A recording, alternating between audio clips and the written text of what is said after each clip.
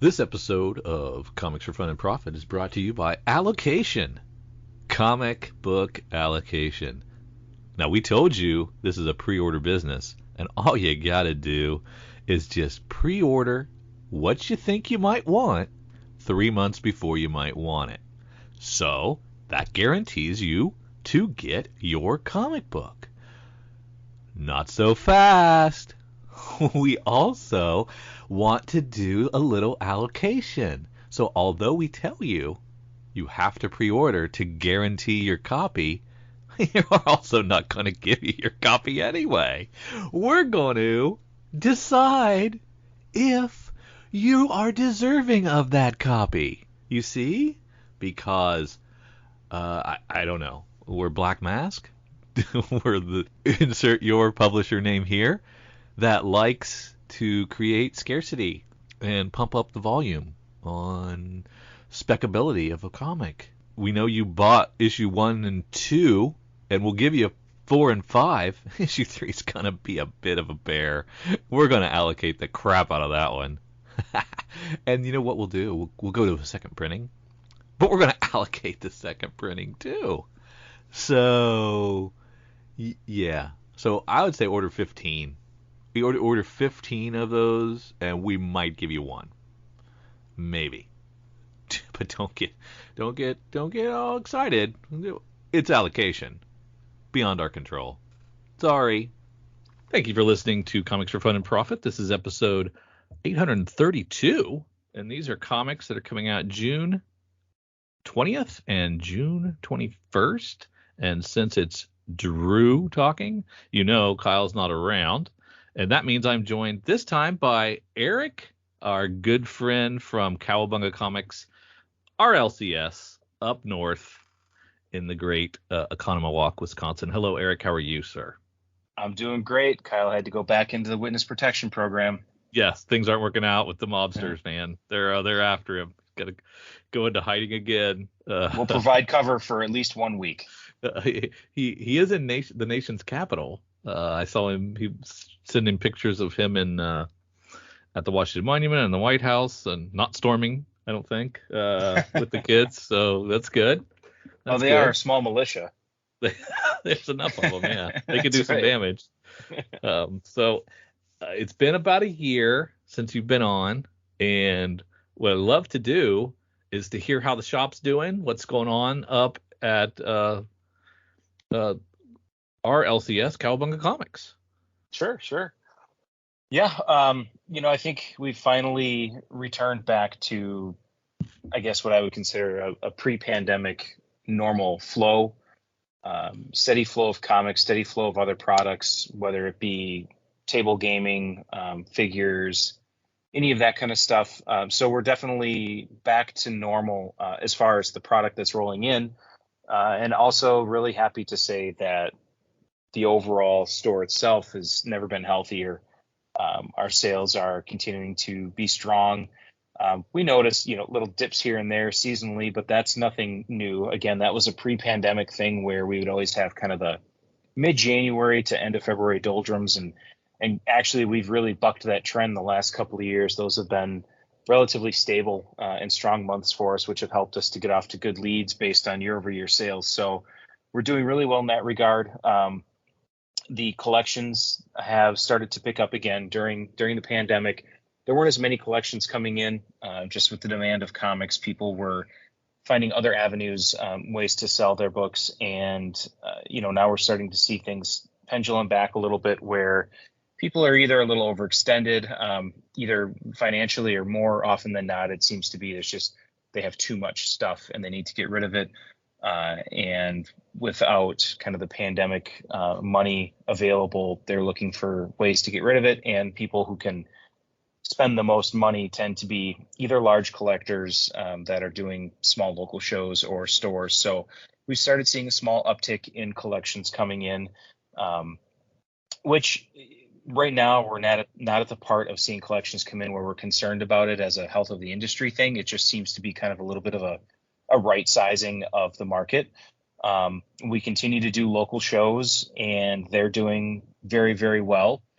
There was a little bit of initial I guess, thought or discussion that we were going to be at Heroes Con this year. And in fact, we're in the Heroes Con booklet, but we are not there. They, being the Heroes Con folks, forgot to send us the email saying that we were going. So 6 weeks before the show, they said, "So we've got you down here. We haven't heard from you." And we're like, "You talk about haven't heard from you. Come again?" So, a little bit of miscommunication on their end getting back to us. But you didn't have to pay for the table space, did you? We've had our money down for a table since before the pandemic. So yeah, it's been a little bit of a thing.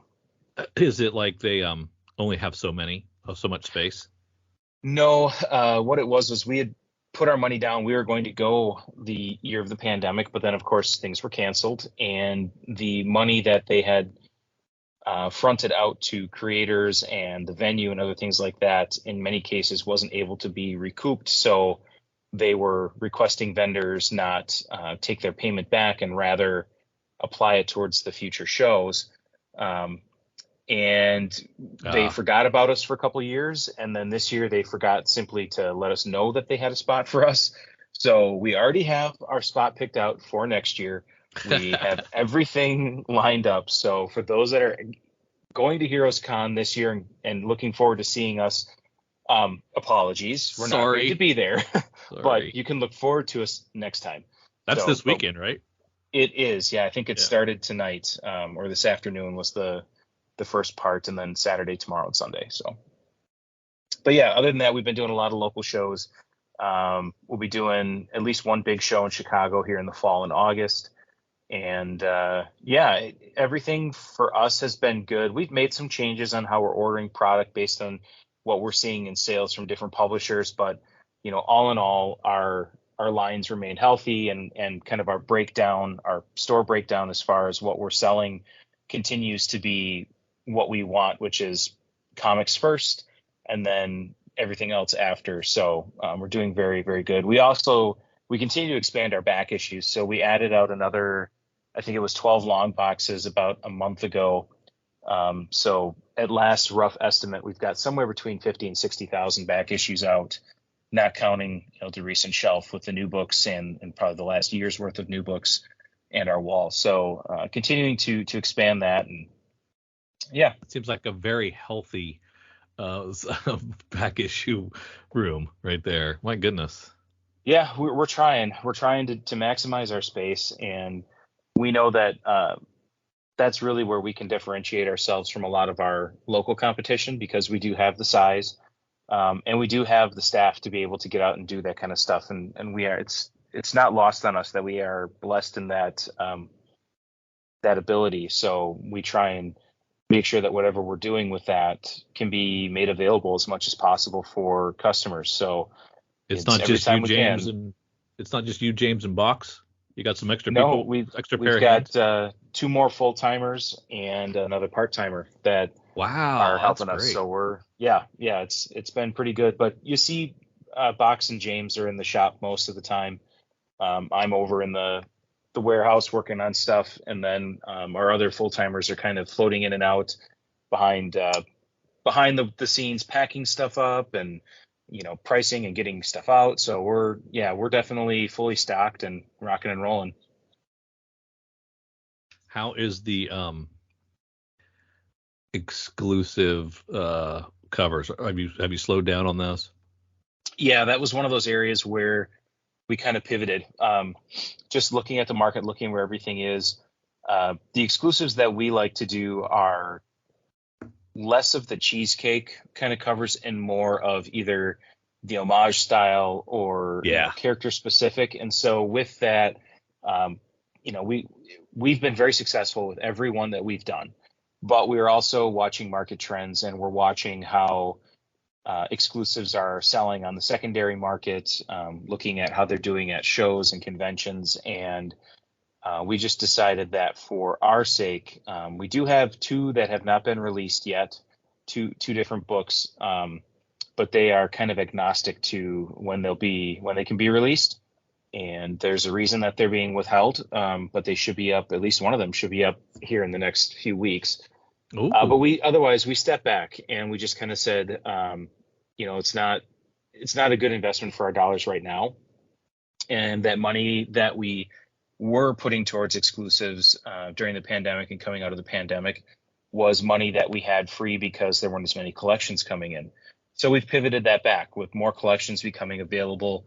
That money now sits at the ready for us to be able to invest in bringing in any number of books. I think yesterday, for example, we had a Hulk 181.55 come in. So, being able to jump on that stuff right away and add those to our collection of books is, to us, it's equally, if not more important than having the exclusives. We like to have the variety, but we see the back issues as really where the strength is in the market. So we've slowed down. Is that on the wall now? That 181? Is that for sale? It is not on the wall yet. I think James, I haven't seen it in person. I wasn't at the store today, but I believe that James said the case has a crack on the top. So I think it's going to get sent in to get reholdered. Oh, okay. So, well, if you're going to send it in, you might as well press it. My assumption is that with a 5.5, any pressing that we would do would probably make it worse because there's probably some sort of cover damage. Gotcha. And if it's folded and it presents decent, it'll pick up a nice big white crease line if it's pressed and make it worse. So we'll probably just get it reholdered. Oh, okay. That's cool. What other kind of cool stuff have you seen coming in collections? Anything that jumps out that you can think of off the top of your head? Yeah, so I think in the last month, we've gotten in a number of collections that have had pretty decent silver and bronze stuff. A lot of mid-grade Silver Age DC and a good chunk of Marvel Bronze Age. So those actually just went out Wednesday. We kind of have a table towards the front of the store where we feature new back issues that have come in that, like if we get runs of like Mark Waid's Flash all the time. They're amazing books. Everybody loves them. They sell great, but we don't feature those. We just keep the bin stocked. But for stuff like this, we try and shine a little light on it for a little bit, give it a few weeks in the sun before it goes into the long boxes. So we just put out Justice League or something like that. Yeah, all sorts of good stuff. So we put out that, I think it was 8 long boxes or 9 long boxes that went out on Wednesday. So that's exciting. We kind of curate certain things together too, and knowing how our customers buy, make it so that there's a nice little selection so that it's not all gobbled up in 1 hour when we put it out. So that went out. I'm trying to think what other notable stuff has come in. We're just, we're at 3 to 4 shows a month. So there's always fresh inventory coming in and going out. And, just when you think you've got stuff on the wall that is going to sit there for a little while, it's gone. So how far away are the shows? Milwaukee? Yeah, there's Milwaukee, New Berlin, Appleton this week, Madison, West Dallas. So anywhere from 35 minutes to 2 hours, 2.5 hours away. And I would imagine you got this down to a science at this point. Yes, it's a pretty quick load in, load out. Each show, we kind of know, like there's one at a small bowling alley in West Dallas that we know is kind of what that clientele is, and it rotates based on the time of the year. So we kind of know to plan ahead whether, we should take a lot of dollar books, we should take more action figures. We have that one figured out.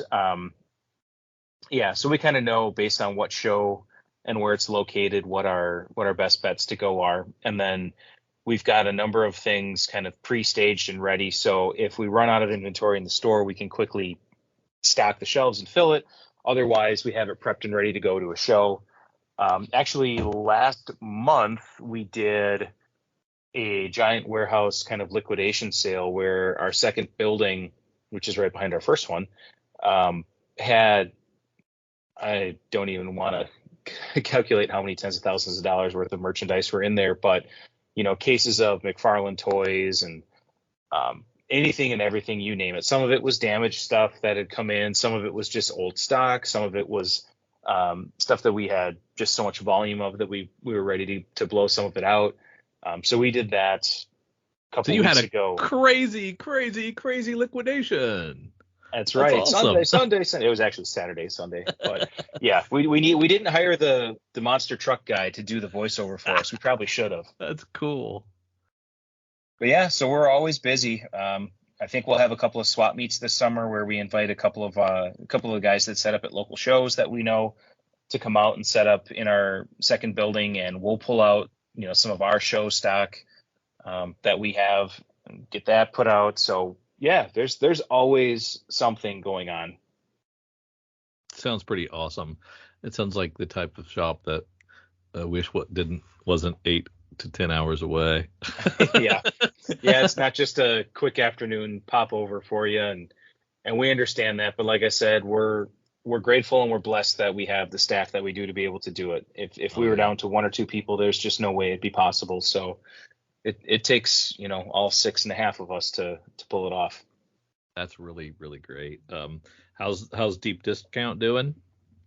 It's going all right. That's kind of the exciting part. So actually, about 6 hours ago, I signed off with our developers. We'll be rolling out phase 1 of our website here I'm waiting on the final estimate as to when it'll be live, because they're taking our staging database and replicating it for production, and that's going to be the unknown. But should be in the next week or so. And that will focus on, to start, our new our exclusives and our in-stock product. And then over the course of the summer and into the fall, we'll be adding in FOC and full pre-order functionality. So going to be pretty exciting to You're kidding have me. Wait that a minute. out. You're going to have those 50 to 60,000 comics that you said were out in the bins. You're going to have those on your website?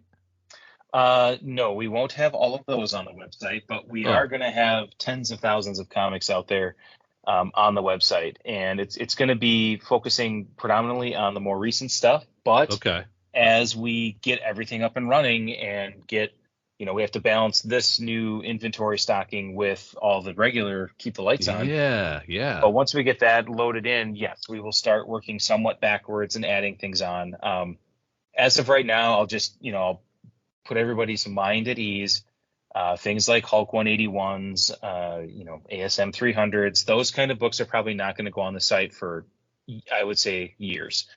And the reason for that is our store, first and foremost, is a store. It's a brick and mortar, and we have been very intentional from day one about making our store a destination. Right. We're that store that makes you think maybe once a year I should drive 8 to 10 hours to go spend a day there. Right. Exactly. And so because of that, and because, those big books, while they come in frequently, they sell fast. Now, if we were sitting on 100 Hulk 181s, I'd probably list a couple of them up there.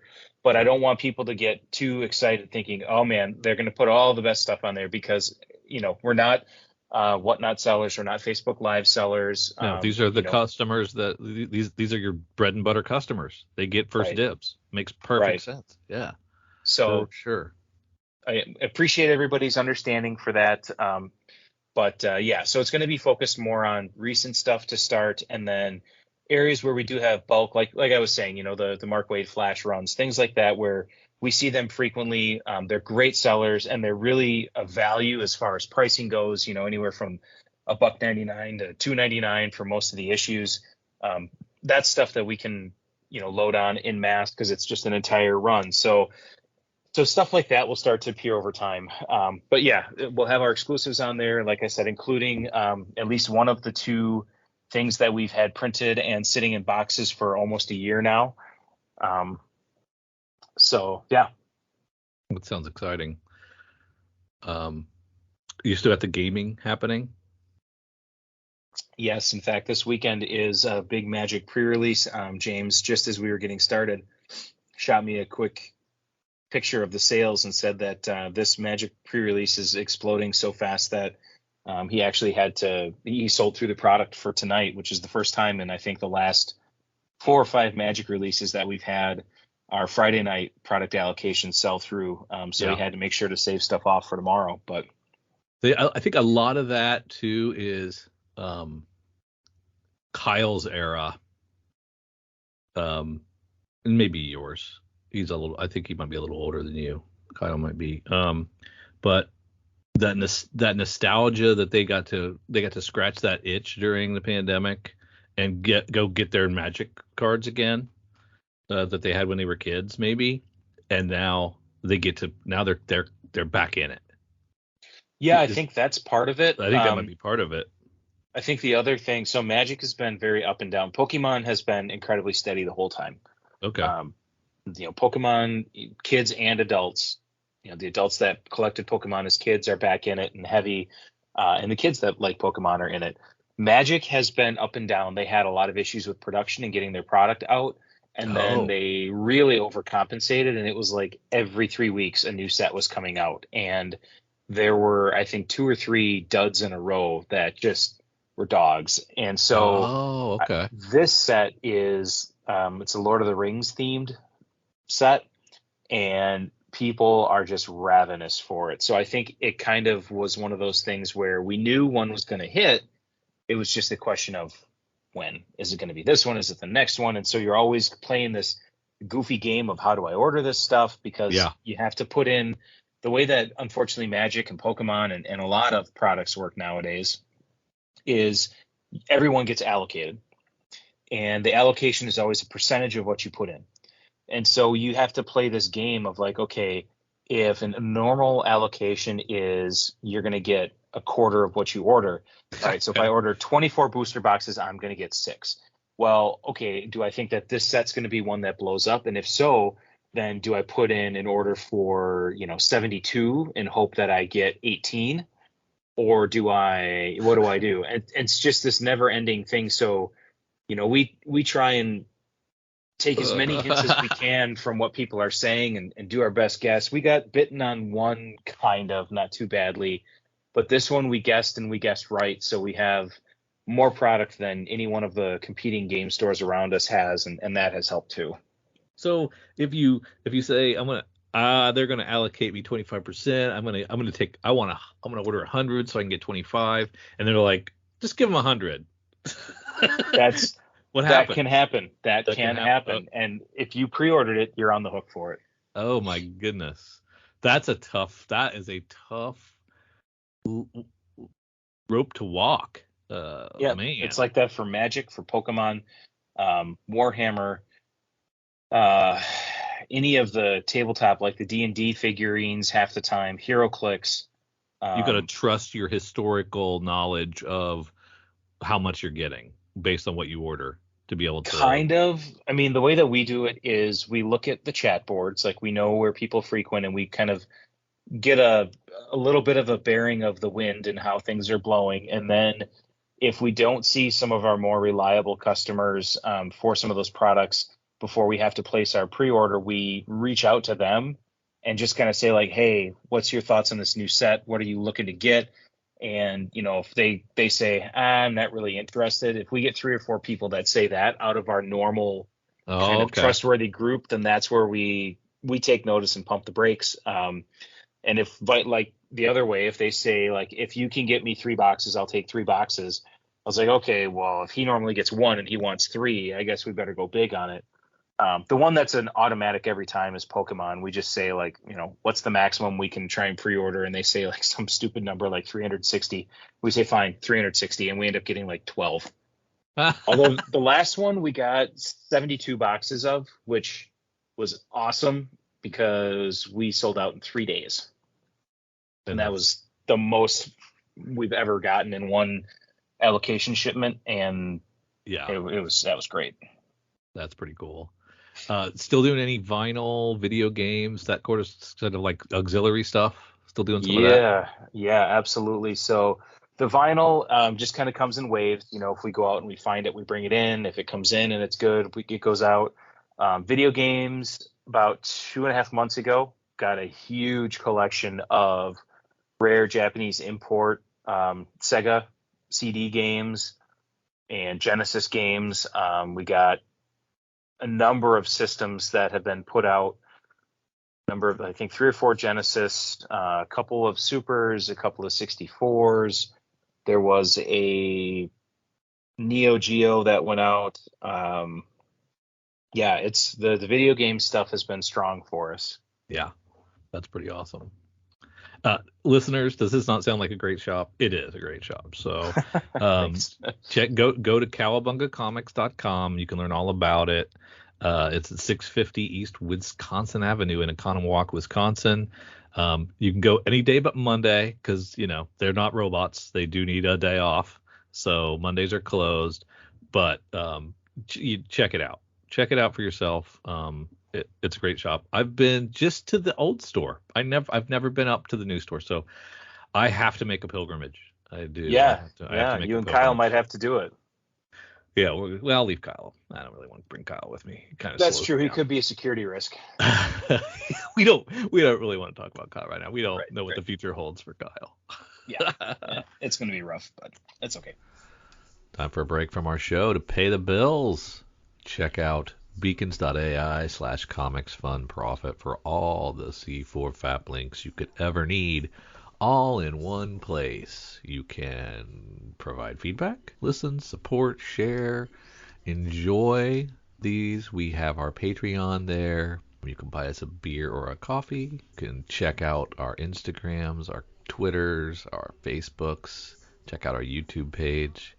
You can email us. You can listen to our podcasts on Patreon, if you're a subscriber, on Apple Podcasts, Spotify, on Podbean. We have Google Podcasts on there. We have an Amazon wish list. You want to buy Kyle and I something? Fine. You can do that here. We appreciate it. We have Kyle's RPG podcast listed on there, so you can check out his Dork Day Afternoon offerings. We have Kowabunga links, so you can check out the Kowabunga Deep Discount FOC and pre-order list. Get on that. That's RLCS, so you can check that out as well. And we want to just give you opportunities to say hi, to check out what we're doing, support us if you would like, or just listen. Check out beacons.ai/comicsfunprofit for all the C4 FAP links you could ever need. Thanks. Back to the show. I got a few questions that came in. Thought we could answer those. Yeah, let's do it. First one is, I saw Larry Hama is coming back for issue 301 of G.I. Joe, A Real American Hero. Why do you have to sing that when you say it? I don't know. What series? It's required. What series would you like to see get to 300 issues? Ooh, that's a good one. I would think I'm gonna say Ice Cream Man. It's been chugging along. I think it's in the 30s now, and consistently is a really good read. And I thought he'd be out of ideas by now. And so, since he's not, I just want to keep going. Give me 300 Ice Cream Man. I think that would be neat. Boy, that's a heck of a good question, because I don't, series don't go that long anymore. Oh no. Well, so if I could kind of turn back time a little bit, and I'll save you from singing that,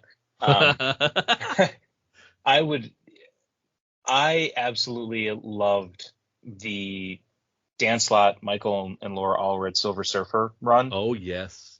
And I think if I could, I would go back and I would want that to go to 300. I just absolutely loved so much about it. And I love a lot of other Silver Surfer work as well, but there's just something about that series. It was a little different from a lot of Surfer, but still kind of kept true to his character, and it added some new flavors. And then just the artwork is gorgeous. Oh man, yeah. That opens up a whole new can. If we can go back in time and resurrect stuff, heck yeah, there'll be some fun things there. I thought for sure you were going to say Walking Dead. Yeah, I don't need another 120 issues. I don't think. I think I'm good. I mean, I loved it. I loved it forever. So, and it's always going to have a great spot in my heart. But yeah, he was repeating himself at some point. He was out of ideas. He was done. The pocketbook's been feeling better since that ended. yeah, that's true. That's true too.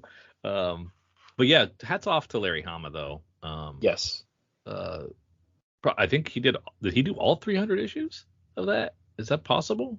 I mean, I think he did most. There may have been a fill in here or there. Yeah. Yeah. And I thought 300 was going to be it, and now here he's going to get it. He's going to get 301. So that's fantastic. Very cool. Yeah. Thank you, Robert Kirkman. Yeah. Oh, is that? Oh, is it going to be on Skybound? Yeah, it's that and Transformers, and that was the whole big Void Rivals excitement this past week, was realizing that Oh, that was the relaunch. So, yep. oh, very cool, very cool. Ms. Marvel's death seemed to come out of nowhere. How long do you think she'll stay dead? Oh, Kyle and I touched on that a little bit last week. I was thinking that it was going to be as long as Wolverine, probably a year. What do you think? Uh, it's hard. If Jim Shooter's in charge, dead is dead. But Jim Shooter's not in charge. That's true. So, yeah, I don't know. And do we consider dead as in, she's dead and not appearing, or she's dead, but she still manages to be on 6 covers this month? Well, yeah, she's dead but not forgotten for Yeah, sure. right. And what, like, in general, what do you think of character deaths? As a I guess, as put your reader hat on and put your retailer hat on. Sure. So from the reader perspective, I kind of like the Jim Shooter mentality. Dead is Yeah. dead. Let there be real consequences. However, there are a couple of caveats. Batman and the Lazarus Pits. I think that one is well founded. Now, if everybody found a Lazarus Pit, I would get a little bit pissed. Yeah. So there are some instances where it's been, I think, written into the canon in a very strong way, and therefore I can accept it. But I do like the idea of true consequences. I am okay in certain instances if a character dies and a new person takes up that mantle. Um, that is okay in some instances. So in that case, dead's not dead; it's just kind of dead. From a retailer perspective, I hate to say it, but I've gotten to the point as a retailer where if the storyline, if the headlines, the covers, whatever, if they're going to sell the books, then do what Hmm. you want to do with your characters. Yeah. I think what happened to Marvel maybe 5-6 years ago, where they started swapping out every character, where Falcon became Cap and Jane Austen became Thor, Riri became Iron Man. You started seeing all of that happen, and while I think each one of those on their own merits could have stood up, I think it was just too much at one time in disparate ways. So I think that that's a danger if you're going to start killing off characters, just not doing it in mass, unless it's like a crisis type event where that's the whole story in one story. So yeah, I guess from the retailer perspective, whatever's going to sell the books, as long as readers are interested. If they're ambivalent to it, or frustrated or angry about it, Yeah. that's not really going to help anything. So yeah, I think that's the way I kind of look at it. Just the reader purist in me is like, well, let's have some real lasting consequences, and the retailer says, as long as it's done well and it sells books, I'm okay with what you got to do. It does feel a little like they're setting up something in the Zdarsky Batman with this failsafe character, and Hmm. bringing all the supporting cast together. Yep. It feels like they're setting the table. They might kill somebody off, but I don't know. I don't know if they do that or not. Batman's going to retire for the 14th time. Yeah, he needs to. He probably needs to. Um, He needs to hit that Lazarus pit, get rejuvenated a little bit. yeah, change it up or something, man. But I mean, I'm still reading it. Who am I kidding? Um, Another question. You mentioned Dark Horse was the latest publisher going exclusive to Penguin Random House, and now we hear Image is leaving for Lunar. With all this movement, are we headed for another distributor war? Oof. I am not qualified to answer that. Eric, you probably know whether this means something or not. Does this mean anything? Is this a big deal? Yeah, I think it is. All right, friends, grab your drink, get a seat. This could be a long one. Because these are exclusives. These are not just like, oh, you Lunar can sell us, and Penguin can sell us, and Diamond can sell us. You all can sell us. This is like, Image is now at Lunar exclusively, and if Diamond wants to distribute Image, they got to buy them from Lunar. right? Right. Like they do with Marvel. So yeah, boy, this is another one of those things. Like James and I have these great little discussions and debates, and um, is this kind of starting off distributor wars? And I would say, I think that when DC left Diamond, that started distributor wars, and Yeah. instead of being, these knockdown, drag out, big, huge things, it's been a whole bunch of little skirmishes. Like, Death thinking by more a like thousand cuts. exactly like little capture the flag games going on, kind of thing. All of us who saw Jeff Stang get hired by Lunar was a year and a half or so ago, and he was in charge of publishing or something at Image. We all kind of knew what that meant. There was not. Oh. It was a very obvious What's his name? play to get them. Jeff Stang. Jeff Stang. Okay. What is interesting though is when Marvel left after DC. I believe that was when the timeline is. My head's a little fuzzy on some of these things, but Yes. I believe at that time, Todd McFarlane, who's in charge of Image, came out and said that, Diamond is where we're at. We're with Diamond, and Todd is a very, very smart businessman. And things changed. And so the question is, what changed and why? It can't just be Lunar gave us a sweetheart deal versus Diamond, because they've been with Diamond since the get-go, and just trying to figure out what happened behind closed doors is a question that we all have. Now, what does this mean for the industry? Well, it definitely presents challenges. So during the run-up to COVID and through COVID, there was a new product that was coming out geared at retailers called Comics Hub. Inside the retailer industry, it was somehow nicknamed Chubb. But anyways, so as that started to gain a little bit of notoriety, their goal was to take away market share from Diamond's Comic Suite application, which is their inventory, ordering, and point of sale solution. Right. So, okay, fast forward now. You have it, Chubb, right? We use it. Yep. So Chubb's out there, and COVID hits, and DC leaves Diamond and goes to Lunar. Retailers say, well, what the heck, man? Like, how am I supposed to sell? I don't want to have to sit here and manually enter all my DC data. Right. And Diamond says, well, okay, for your $300 or $400 a year software subscription that includes upgrades and maintenance and all that, we will, build a mechanism to add the DC comics in, even though we can't sell it. All right, that's cool. So we rock and roll through that. A little bit shaky at first, but we're in a good spot. Then Marvel leaves. And everybody's like, well, what the heck? And then it was quickly announced after that Diamond would be a wholesaler. So, okay, all that stuff's still in there. It's all good. Well, now in between that point and today, there's another piece of software that's been kind of built and come into things. And it's called Managed Comics, and it sits on the Shopify platform. And there's some retailers that are going to that. The problem with Managed Comics, and to an extent Chubb, is that they don't handle subscriptions very well. And that's something that was natively built into Comic Suite. So there's a lot of stores, right, for pull lists. There's a lot of stores that have everything built into that and use it as their point of sale. And if we continue to see this death by a thousand cuts, we already know that Boom is co-distributed, so their comics are exclusive to Diamond, but all of their trades and hardcovers are sold through Simon & Schuster. So we know that there's already, one foot out the door there, and has been from the get-go. Obviously, it's smart for them to get their collected works to a real book publisher and book distributor.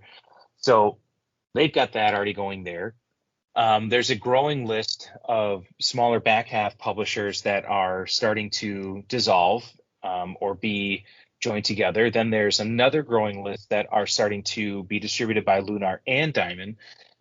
And so as we're looking at this, we're just kind of, I don't know as if it's so much, like I said, the distributor war as it is one new and one expanded distributor, the new one being Lunar, the expanded being Penguin Random House, who are taking away market share from Diamond to a point where you really have to ask the question, does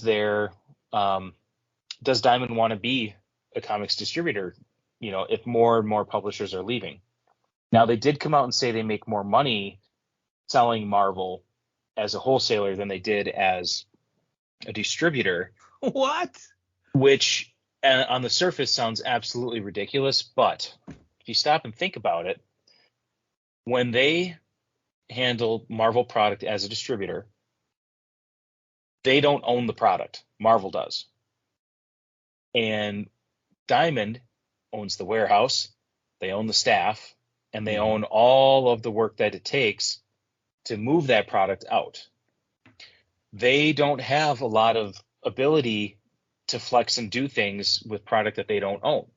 So they're working around it, they're storing it, they're keeping it warm, they're keeping it cool, they're keeping it dry, they're doing all of those things. And every touch is an added dollar. Well, now with the agreement that they have with Penguin Random House, they collect orders from the stores that still order Marvel through them. They add their percentage overage to count for damages and shortages. And then 2 weeks after the books are out, they can start liquidating whatever they have left if they want. It's their product. They can do what they want. They can choose to get rid of it. And then they don't have to worry about storing it. They don't have to worry about maintaining it. They don't have to worry about reboxing it, move it to this side, now move it over here. So if you think about it, it does actually make sense that they could eke out more profit by not having to just hold and operate around it. The question is, if you do that with every single publisher, is that actually a long-term sustainable way? Maybe for the largest publisher, it's sustainable, but for all the little guys, is it going to become sustainable to have the amount of manpower you need, the amount of storage and facilities you have? So that remains to be seen. And if they start to continue to have this death by 1,000 cuts, Diamond may just say, you know what, Jeppy Enterprises is fine with Alliance and their Marvel Select figures and all of the other things that they do. They can choose to close Diamond Comics if they want. And then what does that do for the point of sale system? It means we have to figure something else out on our own, whether we go to Chubb, whether we go to Managed Comics, or if we go the old-fashioned route and get that spiral-bound notebook and a number 2 pencil. Oh my gosh. No, don't do that. Don't do that. I don't want to. There's not enough lead in our pencils. Yeah, it is. I mean, Booms, they're only remaining mid-tier, I believe, exclusive. And I didn't even know that. Are they co? Did you say that they were not exclusive? It's like Diamond, or it's like DC. DC has long had trades and hardcovers through Penguin. They have Penguin distribution for those as well. So it's no different for Boom. Their comics are exclusive to Diamond, but their trades and hardcovers go through Simon & Schuster. And there's a couple other publishers that have other agreements like that as well. I think that Dynamite is another one of their premier publishers. Who else is left? There's a couple of them that they've elevated recently, but quite honestly, most of our focus has been trying to chase down how Dark Horse is pivoting over, because we're at that cutover now where comics are being ordered and now trades and hardcovers being ordered through PRH. So it's Dynamite and it's Boom. That's all that's left. That's all it's left. Okay. That's all that's left. I could have swore they elevated another one at some point. They haven't yet. They might when they have to de-escalate Image. When Image has to be dropped off, then something probably has to happen. Right. It's crazy. I thought Image was Dynamite or Diamond for life. I really did. Yeah, that's what it seemed like. And we even talked at one point, I think, about Image could own the Diamond Comics part of it because they just absorb it, right? And that could be there, and then for them to leave, and not just leave, but go exclusive Lunar, and then it just I was very, very surprised, and I never thought about, like, I would say 90% of comic shops probably use the Diamond POS. I would say 80? Probably 70% of stores that use a point of sale and pull list system use Comic Suite. And I think that that number's probably shifting month to month as more people are looking at this point. A lot of people, when DC left for Lunar, your hands were tied, right? You had no choice. If you wanted to carry all publishers, you had to have a Lunar account and a Diamond account. When Marvel split to Penguin Random House, you still had an option, right? You could say, all right, well, I can still get my Marvel through Diamond, no problem. Yeah, right. And then when IDW followed suit, it was still the same thing. And Dark Horse, same thing, right? All of them can be sub-distributed to Diamond as a wholesaler. So people could still maintain their Diamond account. However, again, death by 1,000 cuts. Okay, so now Image is going to be at Lunar, and I can get IDW, I can get Dark Horse, I can get Marvel, I can get Archie, all from Penguin Random House. And then if we look at Lunar and say, okay, we've got DC and Image, and actually, let me just pull it up really quick. I'll log into my Lunar account, and I can tell you every single publisher that's now at Lunar. And these are where you're getting the deep discounts. Yep. So here's what's at Lunar. DC Image, Ahoy, Artist Elite, Asylum, AWA, Black Mask, Cartoon Books, Cathead Comics, Clover Press, Comics Experience, Distillery, Floating World, Headless Shakespeare Press, Kong Comics, Legends, Loma Vista, Mad Cave, Merc, Off Register Press, Oni Press, Paper Cuts, Scout, Silver Sprocket, Source Point, Stone Church, Strangers, Sumerian, Tripwire, Uncivilized, Vault, and Z2. So if I can get the bulk of back half publishers at Lunar, plus Image, plus DC, and then the rest of the big publishers and Archie over at Penguin Random House, there may be people that say, well, it's a little bit of a hit, but I guess I'll give up on Titan, Aftershock, and Boom, and then Valiant. Dynamite, yeah. And just say, okay.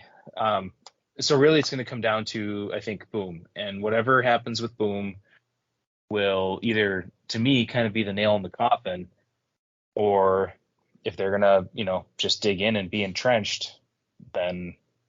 Well, and then, like, you can, I guess, if you're an LCS, stick with Diamond and take the wholesale price and lose profit margin. But why would you do that when you when you can get the retailer discount over at Penguin Random House and Lunar? I mean, why would you bother to order any of the things that you can get directly from the exclusive distributor through Diamond? You wouldn't, unless it was like making a difference on your tier discount or something, I guess. And I can't even imagine the equations that you'd have to do to figure all that out. Yeah, so with Diamond, it is goofy socks all over the place. At Lunar, it is basically you have one calculated DC discount, and then everything else to just have a flat percentage. So no matter what, this is the percent you're getting off on it, whether you buy 10,000 units or 1 unit. So I like that. We don't have to do calculations. I can just look at it and I know what it is. Oh, that's good, I guess. And the Penguin Random House for Marvel, Dark Horse, IDW, and Archie, and all of the rest of their catalog that we can order from, it's 1% off for everything. It's the same. So it doesn't really reward the big boys. Correct. Well, you are a big boy, so I should say this.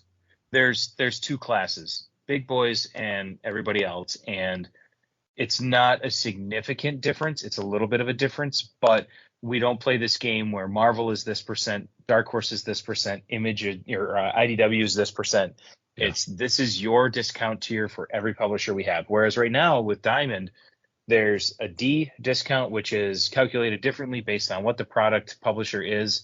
So Image, Dark Horse, now Dark Horse is leaving, and so is Image, Marvel, DC. They were all part of this D level. Then you have the E level, which is 5% different from that. Then there's the F, which is another 5%. Then there's H. Then there's J. There's K. There's L. There's Z. There's A. So there's all those different discount codes that you have to figure out through Diamond. And that's why people who look at our order form see like this is, 25% off. This one's 35% off. These are 40% off. That's why we're basing it off of all these different numbers. And the new distributors, it's a lot more cut and dry. Yeah. Well, yeah, I guess that's good. And then with Lunar isn't free shipping, but Penguin is. Correct. And Correct. Is there but any... Lunar shipping is significantly cheaper than Diamond's. Oh, okay. And they've It's worked not out all hard the... to have cheaper shipping than Diamond. And they've all worked out the kinks then, and your stuff is getting there when it needs to be, and it's not getting crushed for the most part. Lunar comes a week early, and PRH comes usually 4 days early. Diamond comes generally just in the nick of time. Tuesday at noon. Yeah, if you're lucky. Hope you're lucky. Or Wednesday at noon. Yeah. So, and I will say, I know way back when things started with PRH, and I think a year ago, we had discussions about Lunar and Penguin's shipping, and we'd said, I think you had me like rate the distributors. Yep. Yeah, well, I can comfortably and confidently say that Penguin has significantly jumped up in the last 2 months. Their shipping. They have brand new boxes. They are thick boxes. I actually like the way they're shipping over what Lunar's doing. Lunar still has great damage rates, but they use these big, huge boxes that are like 40 to 50 pounds. And PRH has slightly smaller boxes. They're a lot more manageable. I can actually use them to repackage and ship a lot of stuff. Double thick cardboard, so they're rigid. Just absolutely great stuff. So they've really gone through some iterations with boxes, and I am very, very, very excited about it. And that all matters, because that's headaches for you, because most collectors, they care about condition, and you got to deal with it on the retail side, and you've got to eat it and listen to them complain. Just remember, Diamond doesn't sell collectibles. Right. But I think they sell periodicals. Yeah, PRH thinks they do now, maybe. I think PRH has realized that. Well, I should say this: both Lunar and PRH. How do I want to say? Lunar comes from DCBS, so they're predisposed to knowing that people are going to just not stop complaining, right? And so they really led with a good foot and got their shipping stuff figured out pretty quick. For Penguin, there's a number of times where we get like paperbacks. So we've brought in, since Penguin became an option for us, we've brought in hundreds of new things that we wouldn't have otherwise had. And some of them include like sci-fi paperbacks and the like. And what we're finding is that the warehouses that ship those books, they just kind of throw it all in a box and send it. There's no packing material. It's like you use the things around you to cushion the fall. And so, sometimes we get stuff that's damaged. And I think that the way that PRH initially spun up their comic distribution was kind of like that. Like they knew that comics would shift around, so there was a few things put in place, but they were thinking more about inside the four walls of the box and not necessarily those four outer walls and what they need to do. And over the last, couple years, they've really started to understand, like, hey, boy, retailers call and they have a lot of damages, and it's all on these corners. How come there have to be four corners on every book? Can't we just have round books? No? Well, shit. I guess we got to figure out something with their boxes. And they've done it. I think they've really stepped up their game. So I'm very, very excited about that. That is cool. I mean, I don't want to be doom and gloom, and I think Lunar has DC, PRH has Marvel, so they're probably both pretty secure that they're going to be selling comics, right? Mm-hmm. Diamond, I mean, has the history, and they won the last distributor war, so I don't know. Can we just keep going with three distributors forever? Infinity? Yeah, I mean, we can. Diamond's makes less and less. They have less and less market share until they are. I don't know. I don't know what their I don't know what their end game is. They just make enough on everything else that they can still do this, or Yeah, I think, for me, as I look at it, so my other life outside the comic store is, 40 plus hours a week working for a fintech company. And about 10, 15 years ago, there was a huge wave of revolution that came through technology, and it was really focused. And we can thank Steve Jobs for a lot of it. Kind of that mindset of I'm gonna do what the customer wants, not what I want the customer to want. And what we're seeing is Lunar, having been, DCBS on the customer side, they knew what they want out of a distributor. And UCS with Midtown knew the same thing. Oh yeah, I forgot about so them. they were able to walk into this and say, well, I know as a store, this is how I want to receive my product. This is how I want to be able to order my product. This is how I need this ecosystem to maximize my ability. PRH kind of had a good foothold in that. They brought in a bunch of industry people. I think that it was a staffing thing and getting things put in place, and a little bit more of a tail for them. But what Diamond has been historically terrible at is listening to the customer and reacting to it. I don't know how many times people could go on Bleeding Cool and other websites whenever there were Diamond get-togethers and see folks like Brian Hibbs, Dennis Barger, just railing on Diamond nonstop about how they handle this, how they handle that. And it's the same things year after year after year after year. And there was no change. Yet Right. Diamond would roll out, oh, we've updated Comic Suite for this new thing. We didn't ask for that. We didn't want it. It's not like we're just curmudgeons that say, don't, get off my lawn. That was completely misplaced effort, dollars wasted. We didn't need that. Meanwhile, all these things we've talked about, we need. Very simple thing. Like I said, we get Lunar usually 6 to 7 days ahead. That I cannot put a price on. It is Oh my worth God. paying shipping Yeah. to have that lead time. PRH, it comes 3 to 4 days ahead. Again, I cannot put a price on that. Tell Because of me your how pull in the box. hell Yeah. Diamond can get product out to us a week to a week and a half early between Thanksgiving and New Year's, but the rest of the year they can barely manage to get it on time to us. How is it that during the time where you have the most holidays, vacations, time off, that you can get stuff to us early, but you can't do it the rest of the year? It just makes no sense. And for years, people have said, I'm paying you $4 to get my stuff early, and early is less than 24 hours before I have to put it on sale. Why can't I get it on Monday at least? Or better yet, why can't I get it on Friday? Well, we don't want people to break street date. You know what? You know what?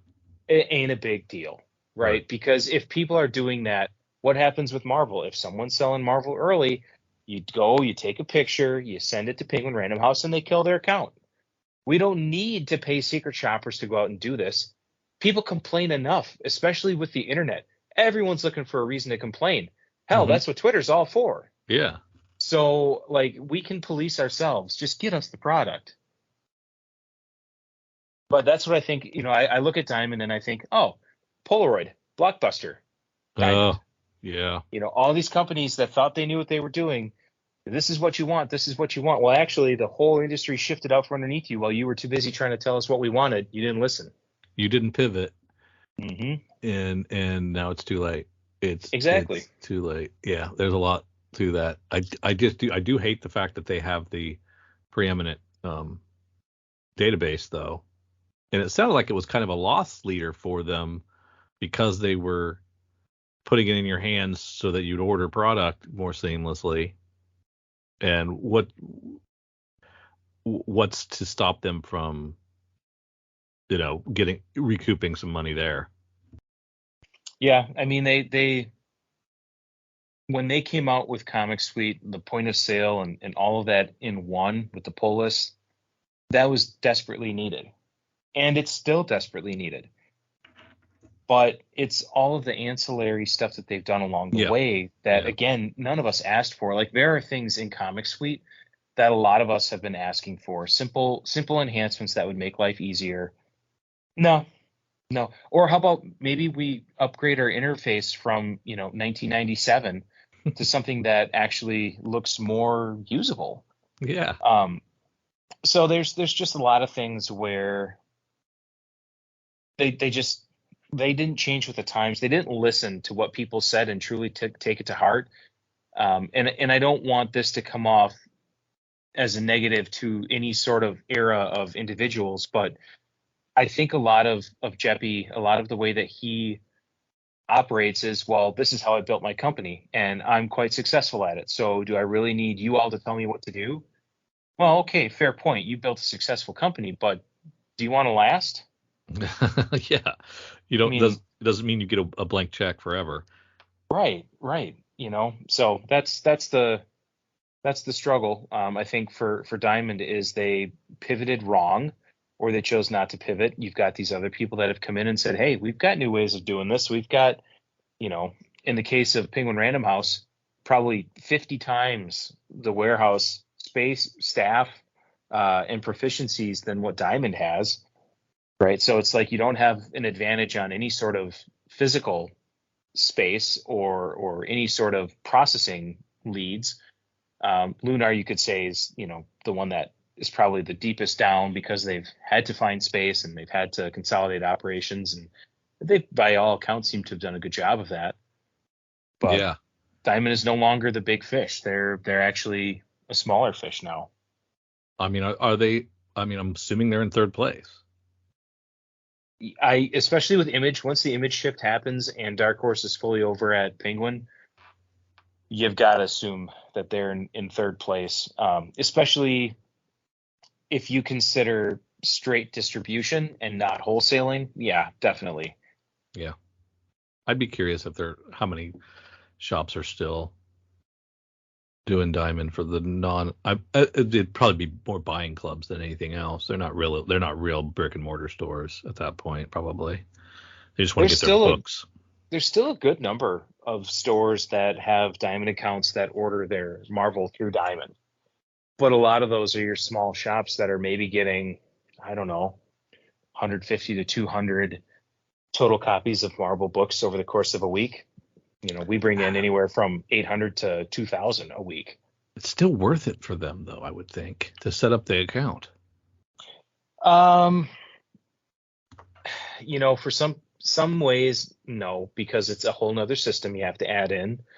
And, the FOC system that Diamond has does work. All of the pull list stuff still works through through Marvel and Yeah. IDW and everything. So, if you're one guy and you've got your small shop that's, it's doing fine, reducing paperwork, reducing places you have to chase down, reducing checks you have to write, there is a cost to that. And so for some people, it's just easier to take one more piece of the puzzle away. And especially if you're a smaller shop that, you like to do back issues, but you got to have the new stuff. Yeah, I could see just sticking with Diamond, because if you have one person and you got to split your effort between back issues and new books, you want that to be as 80% to the back issues, 20% to the new books as possible.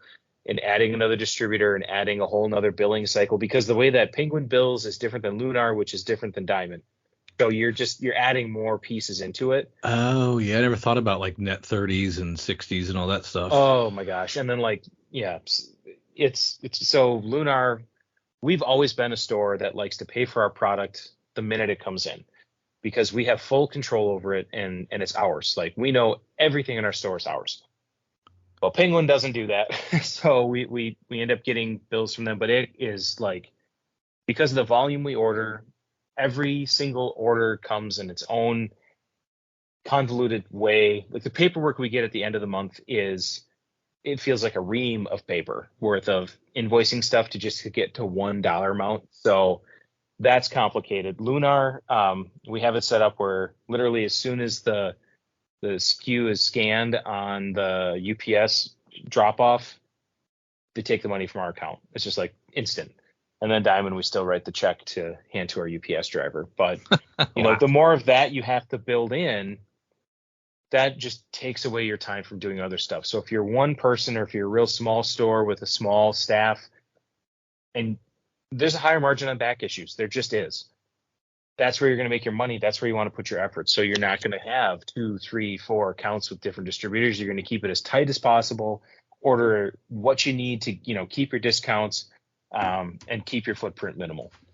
But you got the lifeblood of most shops, I mean, should be also your pull list customers, right? So if you've got 100 pull list customers, you're a viable shop. You can be a profitable shop. You got 100 pull list customers. But if you're doing all your business through Diamond, you're not able to give those pull list customers. You're probably not even be able to give them much more than a bag with their comic. You're not going to be able to give them a discount of any kind, because you're not getting a discount, and you're probably just going to be able to give them their guarantee that their book is going to be there. And is that enough? Probably for some small areas, but not with there's competition. I think if you've got 100 pull list customers, you're probably on the bigger side of the small fish pond, bordering on being on the small side of the big fish pond, because pull list customers are harder and harder to get nowadays. The average age of a pull list person continues to go up. It's older, because with the way that comic series end so abruptly now, people don't get into a rhythm of buying a title, and so they don't see the point of starting a pull list for something if they don't have a rhythm of it. And on top of that, there's a lot of people, with the amount of covers that come out nowadays, that are prone to whimsy as to what they're going to order. So when you set up a pull list in really any system, the default is A covers. You can check a box that says pull all variants, or you can check a box that says pull B covers. There isn't a checkbox where you can say, well, if it's a Jenny Frison cover, we're going to pull that. And if it's not that, then it's going to be an A cover. Unless there's an Adam Hughes cover, then pull that. Unless that's a ratio, then we're going to default. Like there's that whole system doesn't exist. And so a lot of times those kind of pull list customers will get a little peeved when you hand them a whole bunch of A covers, and they're like, well, actually, I don't want these covers. And so they go back up to the shelf and they swap it, and they just say, you know what, just kill my pull list on it. I'll get what I want off the shelf. So, okay, that's interesting. Because back in the day, you didn't have those options, so you didn't have to worry about it. Right. You just got the book, or you had the A and the B, and usually for a while there, the B covers were all one artist and the A covers were another artist. Or there was that always the A cover was the same artist, and then it was a potpourri on the B. Yeah. But now it's just a potpourri on everything. And there's just a lot of customers that they struggle with that. So we know, we can look at our historical sales. We know what our customers want. But again, we've got 6.5 people. So it's easy to divvy out stuff and say, okay, do you remember what, this guy or this girl ordered on there? Oh, yeah, there's a Jenny cover. She's going to want that. No, he doesn't want that cover. He wants the 40th anniversary of Return of the Jedi, that whole cover. So like we can keep track of that, but smaller operations, you're not going to keep track of that. So it's just orders of scale, right? And the different things that you have to do, the staff you have, and you have to optimize your time. Yeah, man. I mean, jeepers. I can't even imagine. I can't even imagine the what it takes to place an order for you guys with juggling 3 distributors now and all the variables. It's got to be. It's not a couple of hours, I'm guessing. No, it's probably between James and I. So he has a Diamond account and I have a Diamond account, and they are children of the same parent account. So our discount gets calculated and shared across it. We have one Lunar account, one Penguin account, and we won't even talk about all our other distributor accounts for other products. So what ends up happening was that the West Allies of the Coast or whatever it's called, and all those. Wizards of the Coast. Wizards of the Coast. Yeah. That for us comes through Alliance. Our Pokemon comes through ACD. Our Warhammer comes through Games Workshop. We have another toy distributor. We have a supply distributor, two supply distributors, one for comics, one for cards. We have a supply distributor for video games. We have a board game distributor. And we have two other book publishing distributors. So we won't factor all that in. We'll just take the three comics distributors. Yeah. So on Sunday night, James puts his order together for his subscribers in the store. And every week I create a joint spreadsheet for us. So he does that from his home, factor in probably an hour to 2 hours on that. I do mine for all the mail order stuff and any online stuff that we need to satisfy, prep ahead. So that's probably figure 2 hours for me. So we'll be generous and say 3 hours on Sunday night between the two of us. Then he places a diamond order. I place a diamond order. Figure about an hour for each of those. And then we do the same thing for Penguin Random House that we do for Lunar, joint spreadsheet. He puts in his, I put in mine, I condense it, I place that order. So it's like 10 hours a week for FOC orders for just our comic distributors. Lord. Just to put it on the shelf. And that's off the clock time, right? That's our 7 p.m. to 10 p.m. Sunday and Monday nights. Yeah. Because when you're in the shop, you're shopping. You're doing shop stuff. Yeah. Yeah. It's crazy. But so wait, let me answer the question. Why don't you answer the question that we originally got? Is this leading to a distributor war? No. Right? No, just the big landscape shakeups. It's just going to be, but it could be death by a thousand cuts, and Diamond could say, you know what, this isn't worth my time. Right. Yeah. Cool. Well, I'm glad I told everyone to sit down for that one and grab a drink. No kidding. We're going to shoot over to CBSI's Hot 10. Is this something you want to do? Or do you want me to do it? Why don't you go ahead and do this one, and I'll just chime in. Okay. And you can go get a drink if you need to. I'll refill. So coming in at number one, this of course is at comicbookinvest.com. Check out their Hot 10 each and every week. We like some of what they have to say, not all of it. Darth Vader, black, white, and red, number one. The second print, the Kerry Andrews 1-in-25 version variant. I believe Kyle was on this. He liked this one a lot, but I wouldn't let him do a 1-in-25 as a choice. We might have done it anyway, just to spite me. But yeah, this is coming in at $100 to $150. So if you got the 1-in-25, it's quite nice. At rank 2, we've got Amazing Spider-Man 78. Old school. This is John Buscema, the late great John Buscema, who just passed. Right? No, that was John Romita. John Romita. John Buscema, long dead. Dead. He just passed a decade and a half or so ago. Yeah. Maybe more. Sorry about that. Get my Johns confused. But yeah, rest in peace, John Romita. And John Buscema. And he's just been resting longer. A CGC 9.0 of Amazing Spider-Man 1978 sold for $725, an 8.0 sold for $400, and a 6.5 sold for $200. Prowler still selling well, so this is first Prowler. Amazing. At rank 3, we have Duel number 1. This is I can't read the publisher on it. My eyes don't work that well. 30 plus raw. CGC 9.8 went for $225.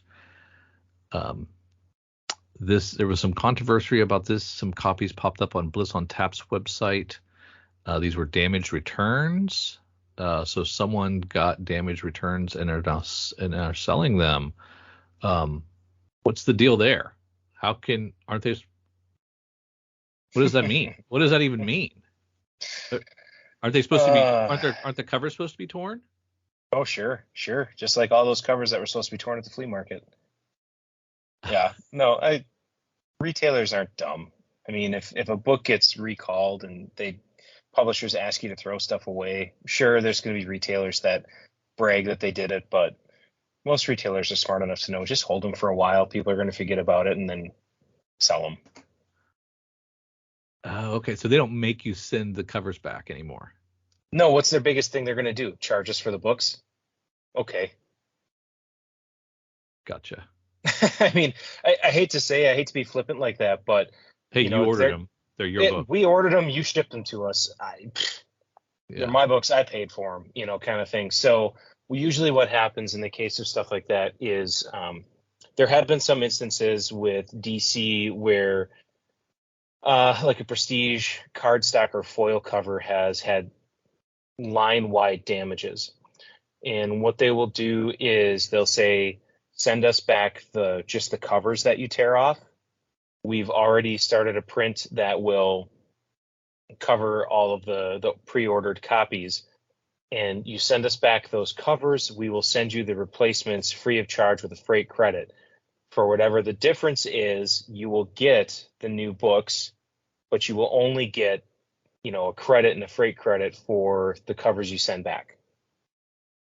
Right. So if you want to keep the books whole, you're not going to get the new printing of books without calling and ordering them if they still have copies available. And you're not going to get them free freight or free cost. You're going to be stuck with the damaged ones. So for me, that's the way I like it to be. Like, let me make the decision if I want to, if it looks fine, if my customers don't care, and 6 of them want them that Wednesday, and the A covers are out there. So it's not like there's a story that we're trying to hide here.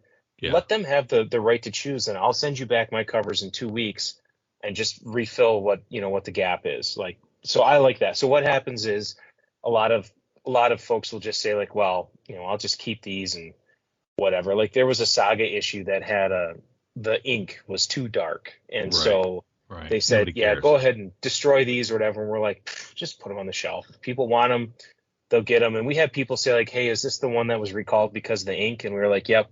And some people were like, sweet. And they went and grabbed 3 of them. And other people were like, I'll just wait for the other ones to come in.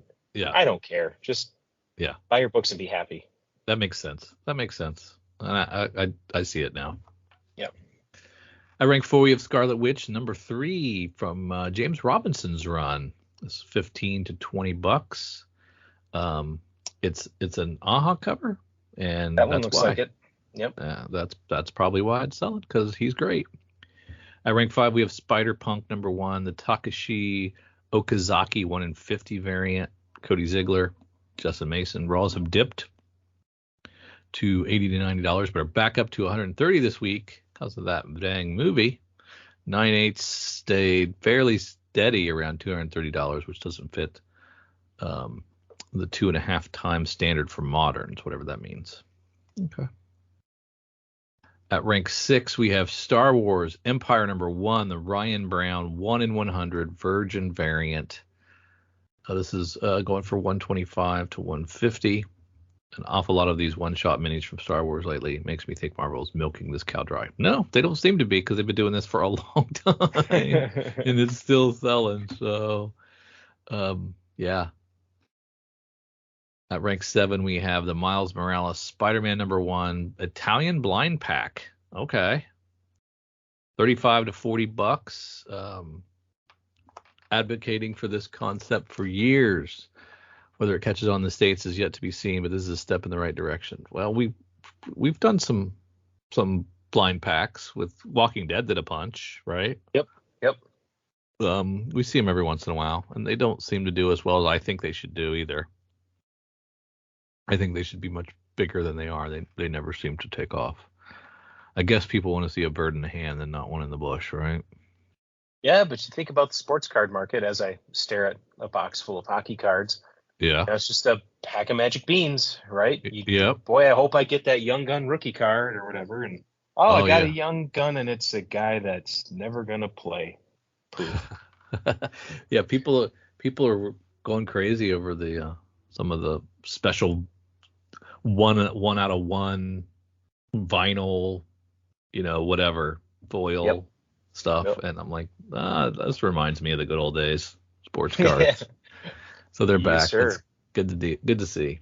At rank 8, we have Star Wars 35, the Phil Noto 1 in 25 variant. It's $35 to $40. Not sure why that's trickled up so much, but I guess it's not that high for 1 in 25. 35 to 40. That's not that big of a deal. At rank 9, we have the Sickness number 1 going for $10 to $15. This is Jenna Cha and Lonnie Nadler. Great cover for sure. It's a super small publisher. I don't know who the publisher is on this, but it's got a nice violent look to it. I like it. Ranked 10, we've got M House Art Book Max Fed Harley Quinn variant. Melinda Young and Fernando Cordera. This is M House, is I guess the publisher imprint. $100 plus. This, along with all the Pharaoh's Lounge Shikari variants, have a huge following at the moment. It's cheesecake, man. That's why. So our honorable mentions are You've Been Canceled, number 1. The Advanced Reader Copy, Kurt Pyers and Kevin Costanero, was less than $5. Now it's $10 plus. So if it's a good comic and people can get an advanced low print run, that's going to be something cool that they're going to want to grab. And in our old school honorable mention is Tomb of Terror from number 16. A CG 5.0 sold for $3,400. It's got a green skeleton looking thing choking somebody out on it with the damsel in distress in the rowboat watching in horror. So just your standard Tomb of Terror. Pre-code horror. Pre-code horror, man. Can't go wrong with that. It's an absolutely wonderful place to put your money. As you know, our LCS is Kowabunga Comics, Lake Country, Wisconsin's best pop culture destination for new comics, back issues, gaming, retro video games, vinyl, and figures. Give them a call, 262-569-9999. Check them out online at kowabungacomics.com or follow them on Twitter at Incredicow. They are our LCS, and we utilize their deep discount mail order service to bring Oconomowoc, Wisconsin closer to us. They'll take care of you. Tell them Drew and Kyle sent you. Say hi to Eric and James from us. If you need an LCS, you can't go wrong with Kowabunga Comics. And you know, when we were having that conversation about how challenging it is, there's no box for pull list customers to check. You know, if you want this cover or that cover, you're going to get to go A, B, or all variants. You know, well, you know how you can pick what exactly you want each and every week. It's with an FOC list from Kowabunga. Hey, how about that? We seem to actually have one of those where you can actually pick exactly and guarantee yourself a copy of exactly the one that you want. And great transition, I'm telling you. Yeah, absolutely. You're a pro. 852 episodes in? 32, I believe. 832, yeah. You can tell. treat the guest host. You want to plug them early, plug them often. That's right. So you get this down to a science, man. You add little wrinkles to it. You said last time you sent me one, it was doing like an auto tabulation on the top. I don't seem to see that right now. Yeah, nobody cared. So I was like, no, we'll not do that. So yeah. Well, you're experimenting, trying things, run them up the flagpole, see what happens. Correct. How hard is this for you to put together? This code, you have to code it. You've got to pull all the diamond data in. Are you also pulling PRH data? And yep. You got to pull them all. You got to pull them all together, massage them, and make it so that you have a clickable link that allows someone to look at the cover or click through to the diamond site, plus calculate the price that they're going to pay with their discount and give them as much information as they need to order it. Got to be a challenge to do this each and every week. Oh, this is the only thing that gets massaged more than Wagyu beef. For sure. It's all three distributors. Just when you think you could write some code to programmatically do it, they start throwing in more publishers and make things a little bit more difficult. But It takes me anywhere from an hour to an hour and a half to slam it together. And along the way, I use it as my pulse check to make sure that I know, kind of what's out there, what I need to be aware of, what I need to be working on. So, yeah, this week was a little bit quicker than most because DC is off for the Juneteenth holiday, so they didn't have anything on the list, which makes it a little bit quicker. But yeah, no, it's exactly what you said. Pulling all three distributors, linking as best as I can. Lunar, that's one thing that I don't like about Lunar. They don't have standalone pages for their product info. It's just a little pop-up, and I can't hot link to a pop-up inside a page. Mm-hmm. So unfortunately, we only get links to the covers. But yeah, and you can see where the breakdown is if you look at the item codes, the ones that start with digits and then go to it's like 0523AW. Those are the Lunar based codes. Then the UPC or ISBN numbers are Penguin Random House, and then we get the traditional Previews World, 3-letter month code with the year, and then the item number after it. So that's kind of how they break down. But yeah, get them all together, and we check our prices and make sure that everything's good. Pull in the discounts from the monthly pre-orders, fill in any gaps for new FOC books, and put a stamp on its butt and kick it out the door and say, here you go. Here's the books for the week. And let's see, Lunar still likes their FOCs on the 18th, so you got to have those in by the 18th, and then you get to the 19th for everybody else. Correct. Yeah. Now, if you're ordering through a store that is still using Diamond for Marvel, IDW, Dark Horse, you're going to have to order the 18th. Sunday is when they have to put their FOC in for their books. So there's a 24-hour time difference on that. But for those that go through Penguin Random House directly, we have until Monday. Not a lot of time to mull it over, but you get an opportunity. As Kyle likes to say, to get another bite at the apple. Yeah, you didn't pull the trigger on this. Now you think you should. Bam. Now you right. can. Right. And that's something that's kind of always been a little bit of a tick in the craw of people is FOC lists aren't finalized until noon in the case of Lunar, noon on Thursday. Yeah. And Diamond and Penguin Random House, noon on Friday. So I'm not going to spend the time to make a whole list on Thursday just to remake Diamond and PRH on Friday. Right, exactly. So yeah, it is a short window, but at least it's a window. It is a window. It's an opportunity. And you know what? Right here we have Ribbon Queen by AWA. And by the way, this is Garth Ennis and Jason Burrows. Thank you very much. Missed this completely during pre-order cycle. So yeah, thank God for FOC because it's an AWA for book. 3 copies. We know AWA is great. We know Garth Ennis is great. We know Jason Burrows is great. You put them all together, by golly, I bet this is going to be pretty good.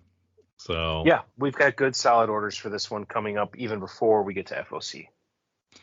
And you've got a 1 in 15 Declan Shalvey black and white variant if you want to take a stab at a reach on one of them. Otherwise, there are 3 or 4 covers there to choose from. Very nice.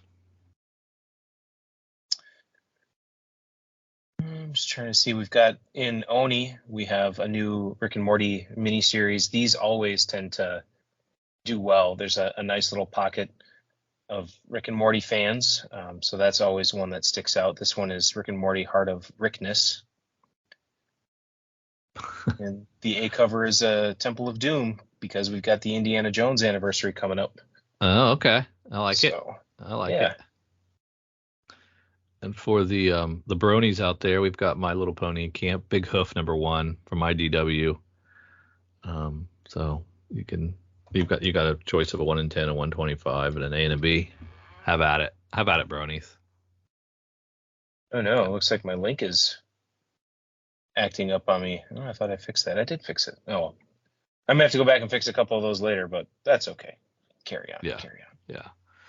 Oh, good. I can buy a Amazing Spider-Man 300 poster, hang on my wall of shame. That'd be fantastic. You probably need that. I need a constant reminder of one of the many, many, many buyer's remorse, or seller's remorse. I was going to I say have in my seller's life. remorse, yeah. Yeah. How did the Spider Boy hype work for you guys up there? It worked. It worked. There's no doubt about it. We People had were a lot of crazy for folks. that. Yeah, absolutely. And you knew in advance, so you were able to add plenty. We had good indication from our FOC orders that told us, hey, we might want to pop a couple more on here. Very cool. Seemed like it's the gift that keeps on giving on the secondary market too. They just continue to sell. Yep. First Blade from Marvel. Tons of fun covers there. Last chance to make sure you've got one.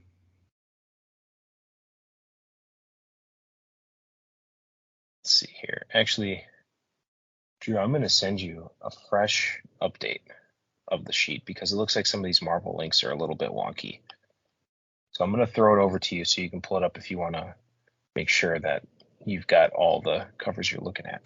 I have a chip in my head where it just like I automatically beam in all comics, and then that's how I like to do it. Could you send me one of those, please? We'll start with a spreadsheet and work up to beam. In this case, I'm going to be Diamond, and I'm going to say, you just want a spreadsheet, and you know it. That's phase 7. Right, and we're on phase 1.1. So got a ways to go. Yeah. Quit whining. Enjoy it. This Hawkeye Fraction Aha Omnibus. It looks beautiful. You know how much I love this one. I think I bought a run from you when I was up there at your old shop. You did. Love that run so much. Got some second printings in here. We've had a couple of them sprinkled in so far. The Deadpool Batter Blood #1, and then we got Loki #1. So if I'd like a 300 issues of Hawkeye by Fraction and Aha. Can we go if we're going to go back? There you go. Yeah. And have them come out on time. So for all of the big fans of Sigil out there, there's a Sigil Omnibus, and the only reason I point out it's not a single issue, but this is a PSA. If you like Sigil in any form, I don't really see this being reprinted anytime in the near future, so pony up and get it now. Isn't that true with a lot of these omnibi? That no, they've been pretty good at reprinting at least the core titles. Like, I think we're on the 4th or 5th printing of the Uncanny Omnis. A lot of the Avengers ones have been reprinted. The Spider-Man 2099s have already had second printings for the first and second volumes. They came out with the reprintings of the Silver Surfer by Allred and Slott. They came out with reprintings of the regular first 18 issues of Silver Surfer. They came out with Black Panther reprints, the Infinity Gauntlet reprint. So there's been, all of a sudden, they've got the printing press is running hot for Omnis, but Sigil is one I don't think is going to necessarily get a reprint anytime soon. Yeah, I didn't even know what this was. Interesting. So very, very cool. I like that they do the obscure stuff too. I know they were doing some Warlord stuff and.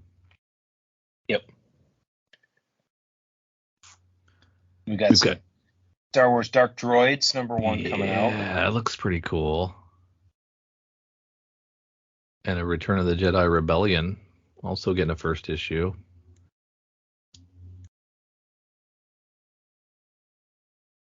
I don't really understand the What If Dark deal. Why can't it just be What If? Why does it have to be dark? Do they workshop this and like dark is the new extreme, like they need to say it, or why can't it just be a What If title? Why does it have to say dark ? Everything? I think my guess is because they've already used all new, all different. Just be glad it doesn't say What If All Dark. So if it If it was just What If, nobody would buy it. But because it's What If dark, ooh, it's darker. Ooh, that's more my speed. I better get it. It's the intrigue. I guess. But we do have a Rose Besh cover on this, and she hasn't been on too many. Oh, it's actually a cool cover too. Ooh, okay. Oh, for the Spider-Gwen one. Yeah. Yep.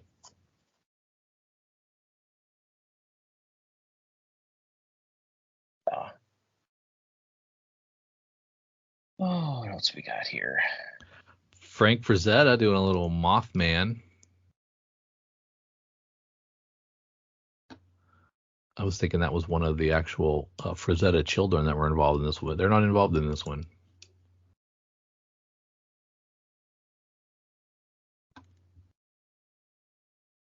Antarctica 1 from Image, Top Cow. I don't know who Simon Burks is. How do I know that person? Do I know that person from anything? I don't think I do. It's not jumping out at me. Yeah, it's not jumping out to me either. Jeff Lemire doing yet another new launch with Fish Flies. He is, I don't know if all this stuff's coming from Substack or what, but he's been cranking out the product.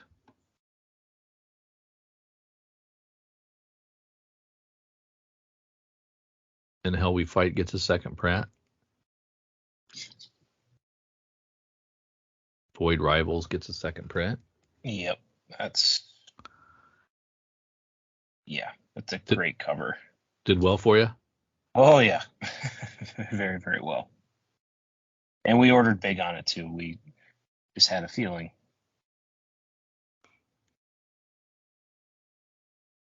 The solicit wasn't great. It was meant to be very cryptic. Yeah. Kirkman does like to reward the people that just blindly follow.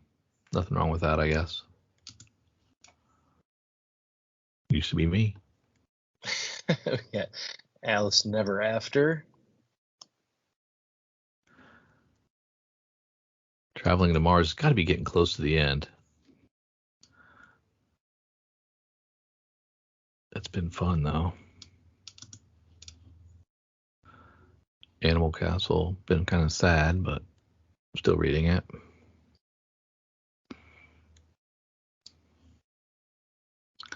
Phaser Universe, I'm going to guess, is not for me. Yeah. Why not? Not my kind of book.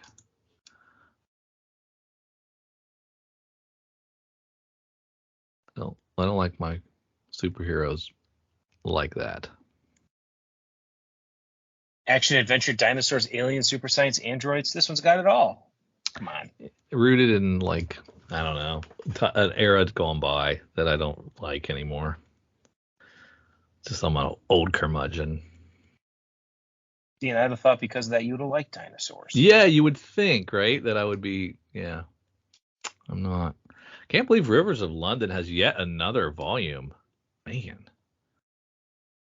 Somebody's buying this stuff from Titan, because this has got to be the fourth or fifth volume of Rivers of London by now. Mm-hmm. How are the Disney books doing for Dynamite? Hit or miss. Hit or miss, yeah. Yeah, there's some people are on it for the story, and obviously we have people that are on them for covers as well. I know that Maleficent had a Campbell cover, and so anytime there's those things, the interest gets hyped up a bit. But people like the Trish Forstner covers, so like the Scar, the B cover. Yeah. That's going to be a good seller, and it's just a great cover. So the Bloom Off the Rose on the Red Room stuff. Yeah, that's gone to very, very low numbers for us, unfortunately. Yeah. He milked it though. Mm-hmm. He did well. He did well. All right, yeah, it is a lighter week. Anything there jump out at you that you'd like to guarantee our listeners will be a good investment property? Boy, yeah, I think I know there's going to be a lot of orders for it, but I think the cover's solid, and I think it's going to be one that can last. So I'm going to go with the number one reprint for Void Rivals, but there's two of them. It's the A cover. The That's A the one I'm cover. going to go with. Yep. Void Rivals. Okay. I am going to go with the Ribbon Queen from AWA, Garth Ennis and Jason Burrows, because it's going to be great, man. It's going to be great. And if I missed it, well, maybe other people missed it as well. I'm gonna put because I can never just pick one. So I'm gonna use No, you can't. No, you can't. my token once annual flyer to say that the What If Dark Spider-Gwen 1 Rose Besh open to order cover Okay. could be another one, just because in the past these What If covers don't get as big of orders, Yeah. and some shops might miss it. So if you're a Would Rose you call Besh that an fan, be honorable aware of it. mention? I think we could do that. Okay. Very nice. All right, let's slide on over to cover price. They do a top 20 basically. They give us the top 10 and then their bottom 10. Would you like to take the top 10 or the bottom 10? Well, you ran through the hot 10, so why don't I do? Should we do the bottom 10 first, or are we doing the top 10 first? I'll take whichever one goes first. We go 1 through 20. So you take the first one. All right. Drum roll. Number one, Spider-Man 2099, number one from 1992. Great book. Wonder why. I think it must have something to do with the movies. Yeah. It's the Across the Spider-Verse movie. Fans are tracking her down. It's got a 7-day trend up 120% with a high sale of $300 for CGC 98 and a raw selling around $18. And if you look at that, folks, if you can still get a sub $20 piece of this in great shape, I mean, I'm not a CGC guy myself, but look at the profit margin you got there, from 18 to 300, and you got maybe what, $40 in your CGC process? Probably $40 in about 4 months. $40, yeah, $40 in 4 months. But there's still plenty of meat on the bone. Absolutely. So if you find 10 of them in the wild, you should be CGCing them, because look at this. I mean, that is a high sale, so I don't know if they're selling like that like over and over and over again, but you can see there's a lot of profitability there if you don't mind dealing with CGC. You guys are great at it. You guys, work with them all the time. You're always getting stuff slabbed, so you don't have any problems, right? Correct. We have our methods. Yeah. I will say what lends this particular book and books in this vein to be a little bit more long-legged than some of the other books that chase movies has a lot to do with the fact that when it's an animated character, an animated movie, and you're not casting a human to play the character, you can let that baby roll for years and years and years and years without having to worry about bringing in a different actor if someone's aging or they get contracted for other movies. So it does allow more long tail. Unless your voice actor dies. I think AI is going to be good enough that we can probably bake that in. Yeah. Maybe. Well, anyways, all right. On to number 2, Star Wars 35, Phil Noto 1 in 25. We covered this one in our Hot 10. This book is overshadowed by everything Spider-Man, but still has heat behind it. 44 copies sold, 7-day trend, up 123% with a high sale, 58 bones for a raw copy. And then we look at number 3, Spider-Man number 7, Humberto Ramos, Secret Spoiler. This bugger is out there. Spider-Boy is good to go. He's got a 7-day trend of 97% with a high sale of $135 for CGC 98 and a raw copy fair market value of $38. And still 52 more moved.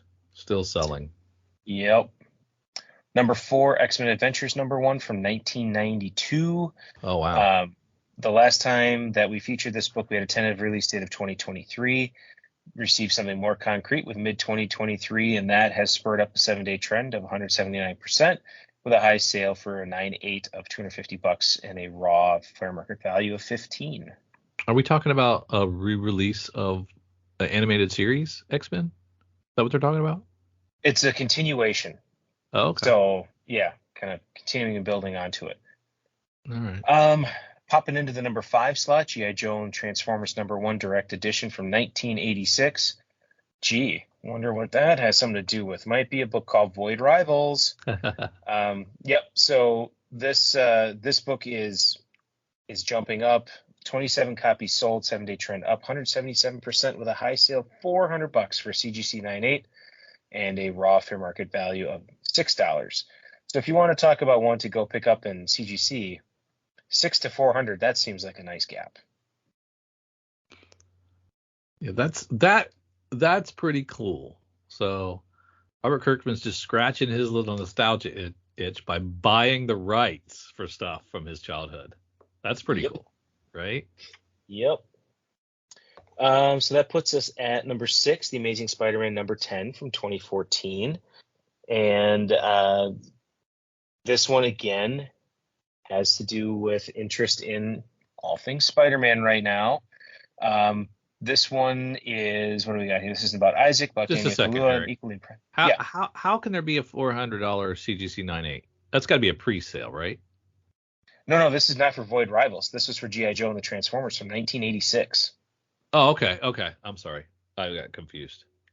That's okay. What were we talking about? Spider-Man 2099, Amazing Spider-Man #10, 2014.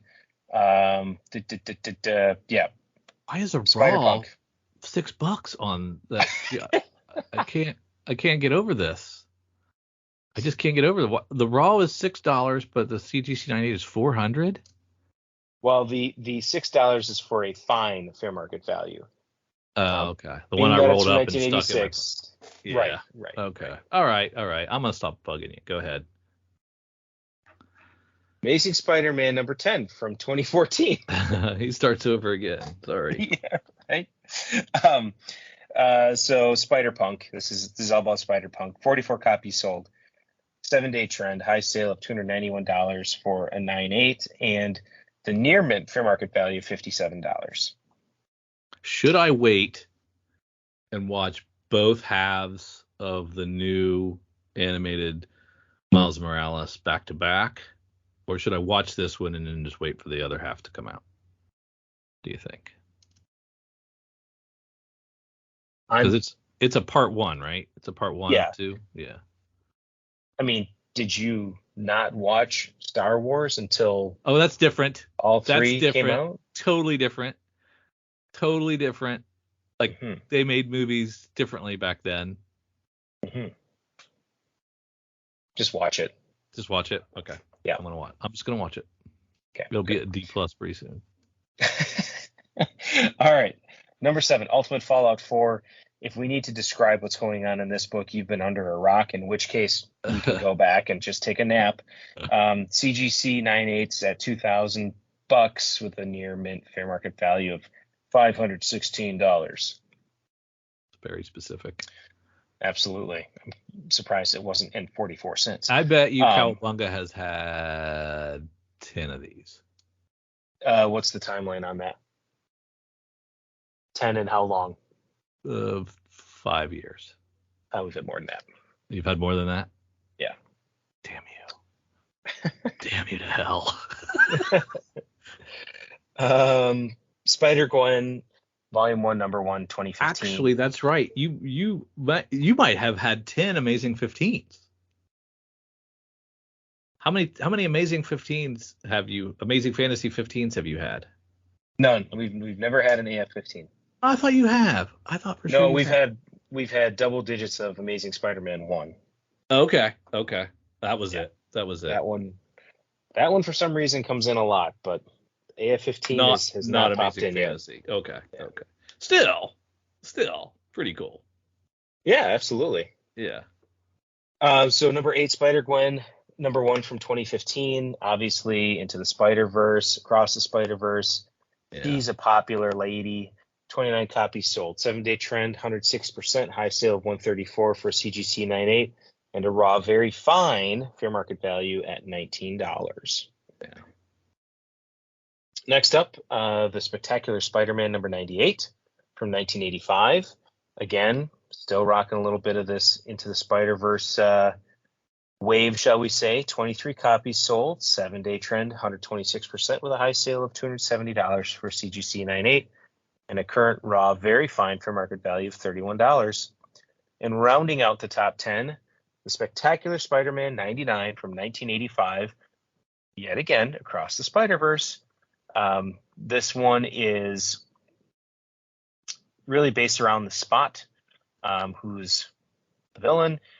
Track 26 copies sold, 7-day trend, 104% with a high sale of $231 for 9.8, and a raw very fine for market value of $23.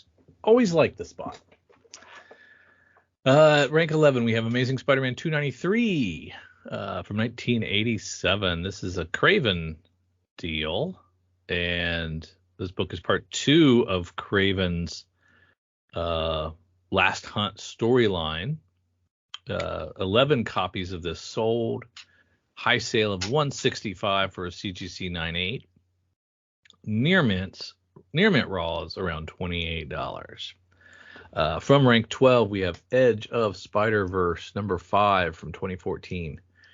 You will notice that the original Spider-Verse team was absent, so no Peter Parker and Gwen, no Penny Parker, until the end, I guess, until the end. So there's some more spoilers in here. I'll leave those alone for you, and we'll spoil them if you want to skip them. So we sold 20 copies of this bad boy because of that. High sale of $139.97 for a CGC 9.8. At rank 13, we have Spider-Punk number 1 from just last year. And people love this guy, love this character. So 58 copies of this moved with a high sale of $86 for a CGC 9.8. Raws selling for $10. So I think there's still maybe there's room to grow there if people love him that much. Rank 14, we have Secret Wars number 7 from 1984. Sydney Sweeney still making rumor mill movement on the secondary market. She's going to be playing Spider-Woman, the second Spider-Woman, Julia Carpenter. And 21 copies of this sold with a high sale of $275 for a CGC 9.8, and raw near mint around $24. At rank 15, we have Amazing Spider-Man 365, which is the first Spidey 29.99. And don't tell me that it's not, because it's just a preview ad. It is the first appearance, so it is. And high sale of $305 for a CGC 9.8, and raws around $20. And the reason I say it is because I got a stack of them. Rank 16, we have Spider-Woman number 1 from 1978. This is Jessica Drew Spider-Woman. 31 copies of this sold with a high sale of $280 for a CGC 9.8. Raws around $36. And at rank 17, we have the Punisher number 1 from 1987. Punisher's first appearance is a little pricey for most folks. So this one has been getting some traction and sold 15 copies with a high sale of $389 for the CGC 9.8. Raws around $22. At rank 18, we have World Tree number 1, the Peach Momoko. Thank you, second print, Virgin 1 per store. So thank you variant sent to retailers. So you got one of these, Eric, I'm guessing? We were thanked appropriately. There you go. 26 copies sold, probably one of Eric's, with a high sale of $99 for a near mint plus raw, and current raw is selling around $80. That's pretty good. And current 9/8. There's one listed for $400. Dang. That was a quick turnaround. I don't know Mm-hmm. how do they do that? They just walk it over to the store. They live in Florida and they just take it over there. If they pay for the express. Yeah. Yeah. The Omega Man #3, that's First Lobo, folks. Comes in at rank 19. That's from 1983. Possibly Jason Momoa as Lobo. That'll be kind of weird, I think. High sale of 375 for a CGC 98. Raw's around 96, although he looks pretty spot on. At rank 20, we have Ultimate Fallout 4, the Sarah Pichelli second print, still selling 20 copies. High sale of $200 for CGC 98, and Raw's around $55. All right. Now it's time for us to slide over to the sneak peek at next week. We're going to start in Lunar with items that are coming out on the 20th of June. And All right. Some great. Your DC sales are not anywhere close to what your Marvel sales are, correct? No, nowhere close. No. Is DC your second best-selling publisher? On average, yes. But week it's to close. week, not always. Okay. Marvel obviously number one. Yeah. And then you sell a lot of Boom, a lot of Valiant there. Not a lot of Boom. Valiant doesn't put out much. It's really more around Image. The Spawn verse. Yeah, doing well. As well as things like World Tree. Yeah, has been good. Void Rivals was fantastic. So it's those books. Saga, now that it's coming back out again, remains a solid seller. Just sometimes Image outsells DC. Yeah. If there's not a main Bat title or the main Superman title, more often than not, DC's been having very small weeks, and that's kind of been hurting them. Okay. Well, I knew at one point, your readers, your customers weren't reading a lot. I'm glad some of them are coming back to DC. Yeah, still pretty small. Pretty small. Yeah. Yeah. You're a Marvel shop. We are. I mean, we never set out to be, but that's where the orders are and that's where the interest is. So yeah, that's where we stock the books.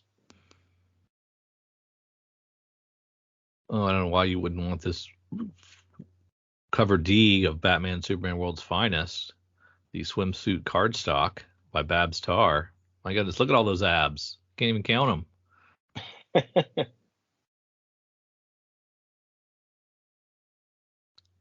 Generation Joker, enjoying that.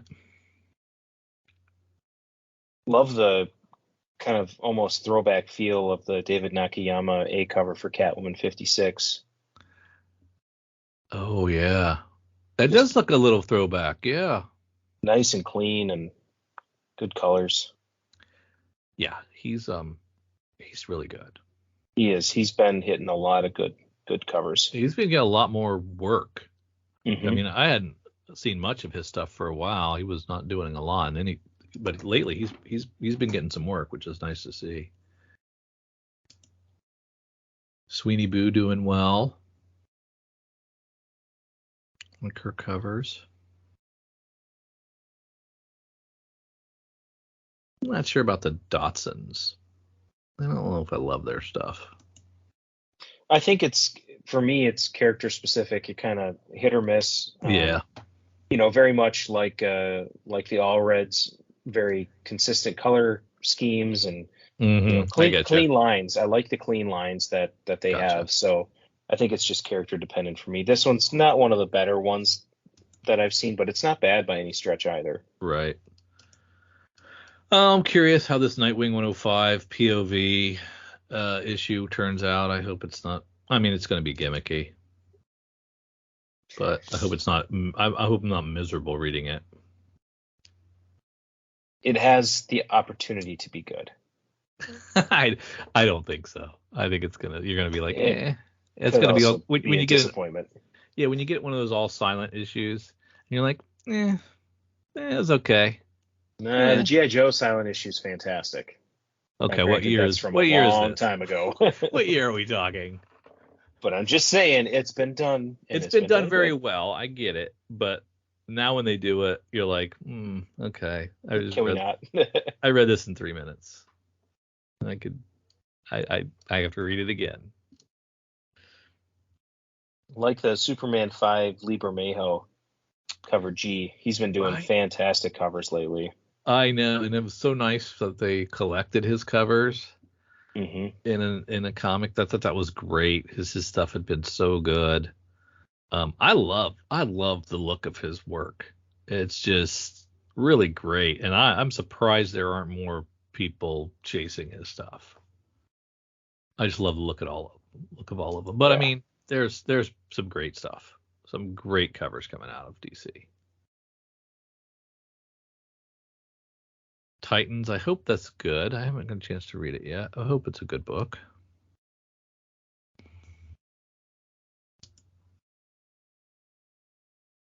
Wonder Woman hits 800. Congrats to you. Probably a She looks ton of good for 800, looks good for 800. Yeah. especially in that Michael Allred swimsuit. Yeah.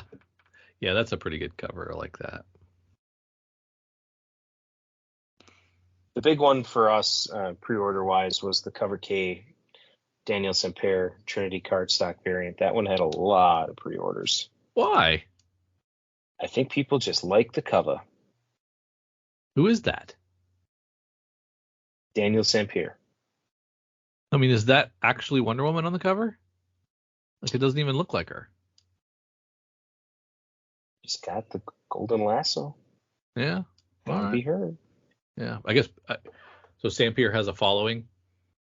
I don't know. I don't know if it's a following so much as that particular That cover caught a lot of people's eye, and being an anniversary issue, that's the one they're pinning their hopes on. amazing. I would have never guessed. Very cool. Let's slide over to Image. Take a look at what they've got going on. Bone Orchard coming back for a new volume. Wouldn't have guessed Mm-hmm. that. It's kind of cool. See, we got Dead Romans issue 4, or the I Hate Fairyland. That's a good seller at all times. Really nice. Indigo Children gets a third print.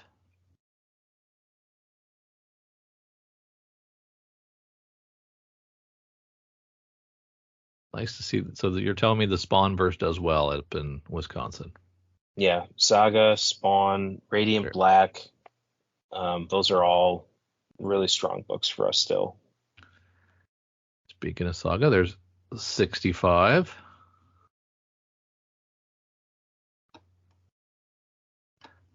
Sales of Suspense. It's got to be that Scissor G imprint, right? Yes, whatever it is. Yeah, Synergy. Synergy. Yeah, Synergy. so dumb, just dumb. Trying I to can't get pronounce it. fancy with the letters. Yeah, you and your world tree. Yeah, got some time before time. That one hasn't been like a blow it off the shelf book, but it has been a very consistent seller for us. We Oh haven't yeah, gained or lost. It's just been a nice steady eddy. I thought it was done after its first volume. I can't believe it's on 24. So that's cool that it Yeah. continues to sell. Look at some Marvel stuff. We've got that new Avengers team. Yeah, I'm looking forward to checking that out. Oh, I think I read it. Actually, I did read it. Yeah. Got the team together. That was kind of cool. It was done well. That was McKay, right? Yes. Got Cult of Carnage Misery, issue 2. Great Philip Tan cover.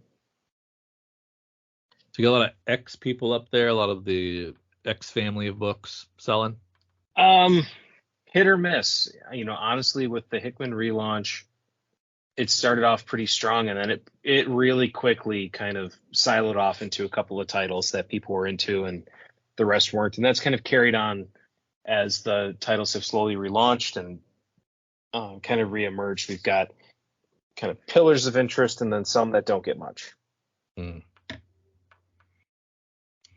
We got a Hulk relaunch with Philip Kennedy Johnson taking over. I'll be curious to see what he does with the title. Didn't love the last. Who was it? Donny Cates that did the last version? I wasn't a big fan of that one. Yeah, our sales were definitely down from the previous volume. Yeah, the Ewing volume was very strong. Yeah. Got some good covers on this Hulk, though. We've got a George Perez, we've got the Patrick Gleason, and of course the Scotty Young. Where are they digging up all these George Perez covers? I'm not sure if some of these were pieces from other books that they've already had. It's like a stack of commissions they found or something. I don't know. I don't know, and I don't care. I love George Perez art. Keep them coming, right? Right. At some point they'll run out, but we'll take them as long as we can. Right. When they run out, they'll become black and whites. Yes, we do them again. There you go. Scarlet Witch gets an annual with a George Perez. Very nice. Mm-hmm.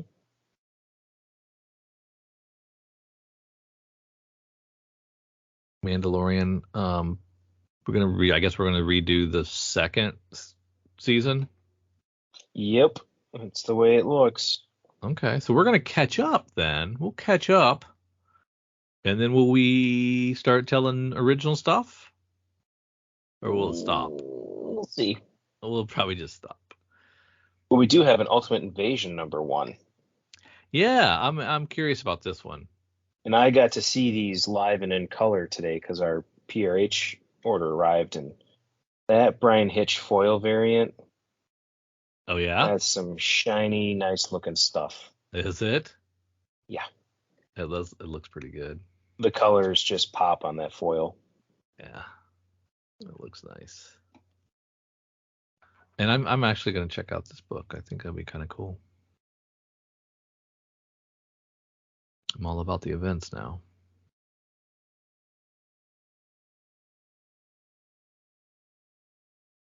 Dynamite just has a ton of Disney stuff. And this Victory #1 is a new IP for them, looks like. This a Vampirella character getting their own title?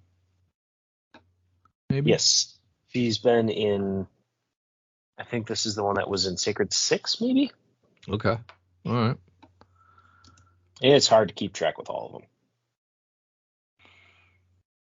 And then on our smaller back half, well, it used to be smaller back half. Now it's everybody who's pissed off Diamond. So we've got Dark Horse down there and everybody else. Image will end up being down here in a little bit. Or is it everyone that Diamond pissed off? That's probably closer. Those publishers didn't leave because they were having a good time there. Right. What we got? We got a lot of collected editions.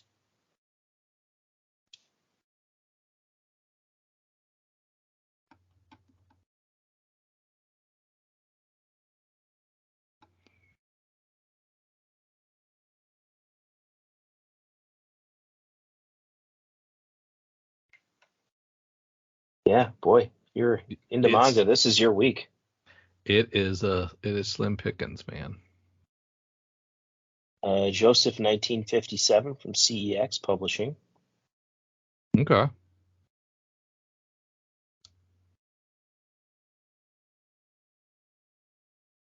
So this is, for those of you that like, monkeys and gorillas on your covers, this is where you got to be, because this is the story of Joseph, the first gorilla in space. Born on Joseph Stalin's birthday and subjected to terrible genetic experiments, Joseph soon grew far too powerful. All right. This is the Russians sending a gorilla up into outer space. Very nice.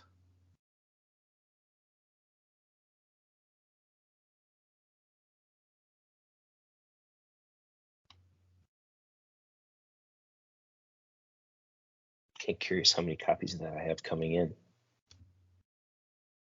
Now we got this Bliss on Tap imprint publisher doing Killing Hope, a 6-issue series about a young Native American woman fleeing her reservation.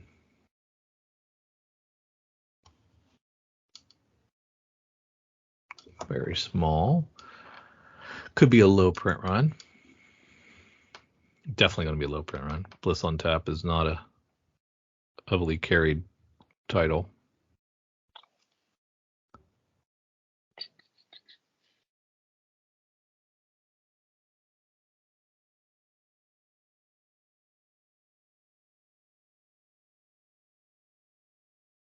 This Punchline and Vaudevillains must have caught on because it went to a second print for its first issue. Its second issue is out as well. It does look an interesting cover. Yeah, I do like that second printing. It's a great cover. Mm-hmm. Kind of the old circus art styling. Very cool. For sure.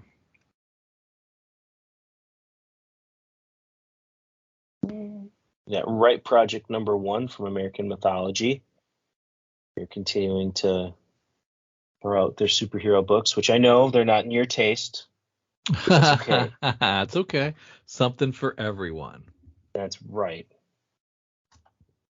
And this is kind of not a single issue, but there is a hardcover from Hero Tomorrow Comics coming out called Tap Dance Killer. Oh yeah. I picked up the single issues of this and I enjoyed it. So it's it's kind of a fun one. And that's that original volume just collected, right? Yep. Yeah, that was a good one.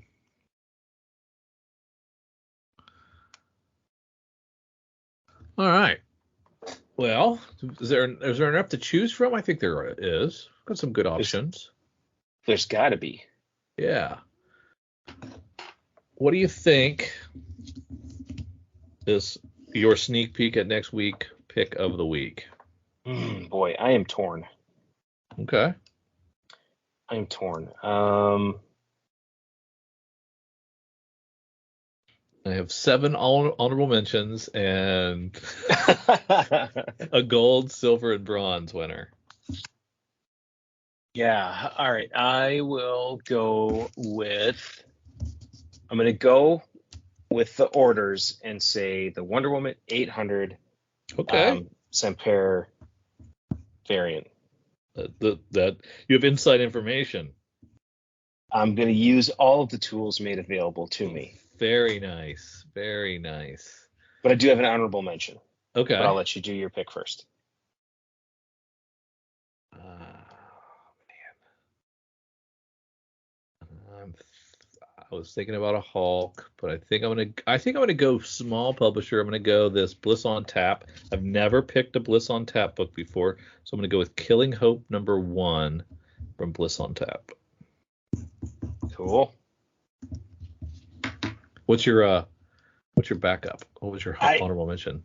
I gotta go with the mix of small publisher and a gorilla on the cover. So okay. I gotta go with Joseph 1957 #1 as an honorable mention. Very nice, because you can't go wrong there. No, and in fact, I looked and I did not have very many orders for it. So while we've been talking, I actually went and did an advanced reorder and added a couple of copies. That's how much I think that one has a chance. Because if it's a trend for a reason, right? Because monkeys on the cover sells books, so that must legitimately be true. It must legitimately be true. It's worked for 60 years. I don't know why it would change now. What? I think people would outgrow monkeys, but okay. I guess not. Yeah, there's something about it. Eric, I appreciate it when you fill in when Kyle's on walkabout or witness protection or on the lam from the law, whatever it is that he's up to. We appreciate you popping in and giving us some of your valuable time. I know how busy you are. We love your shop. What else do the listeners need to know about you and your shop, or anything that they can get a hold of you? Yeah. So I guess just keep an eye on, we'll probably have a little bit of an announcement on our Facebook page, but we won't go too loud with the launch of the website because that's, separate audience. So deepdiscountcomics.com is what the URL is going to be when everything is live. But we've got a Twitter account and a Facebook page for Deep Discount Comics that have been created. Excuse me, they're not very active, but they will be shortly. So you can certainly, follow us there. Questions for me directly, you can shoot them to eric@kowabungacomics.com. Kowabunga is spelled with a K. And, otherwise, you can always hit up Drew and he can forward things to me. He's done that in the past. You've been really great about that. I appreciate it. But yeah, I think that's probably the biggest thing is just keep an eye out for the next week or so for the launch of the site and see what's out there. But otherwise, I think we did our job tonight, Drew. It's kind of a running joke that we always double up the length of the episode. So we made sure everyone got their full just desserts. It's a 2-hour episode, so it should be good. Well, it was fantastic. And so to you, the listener, we want to thank you, and we'll talk to you next week.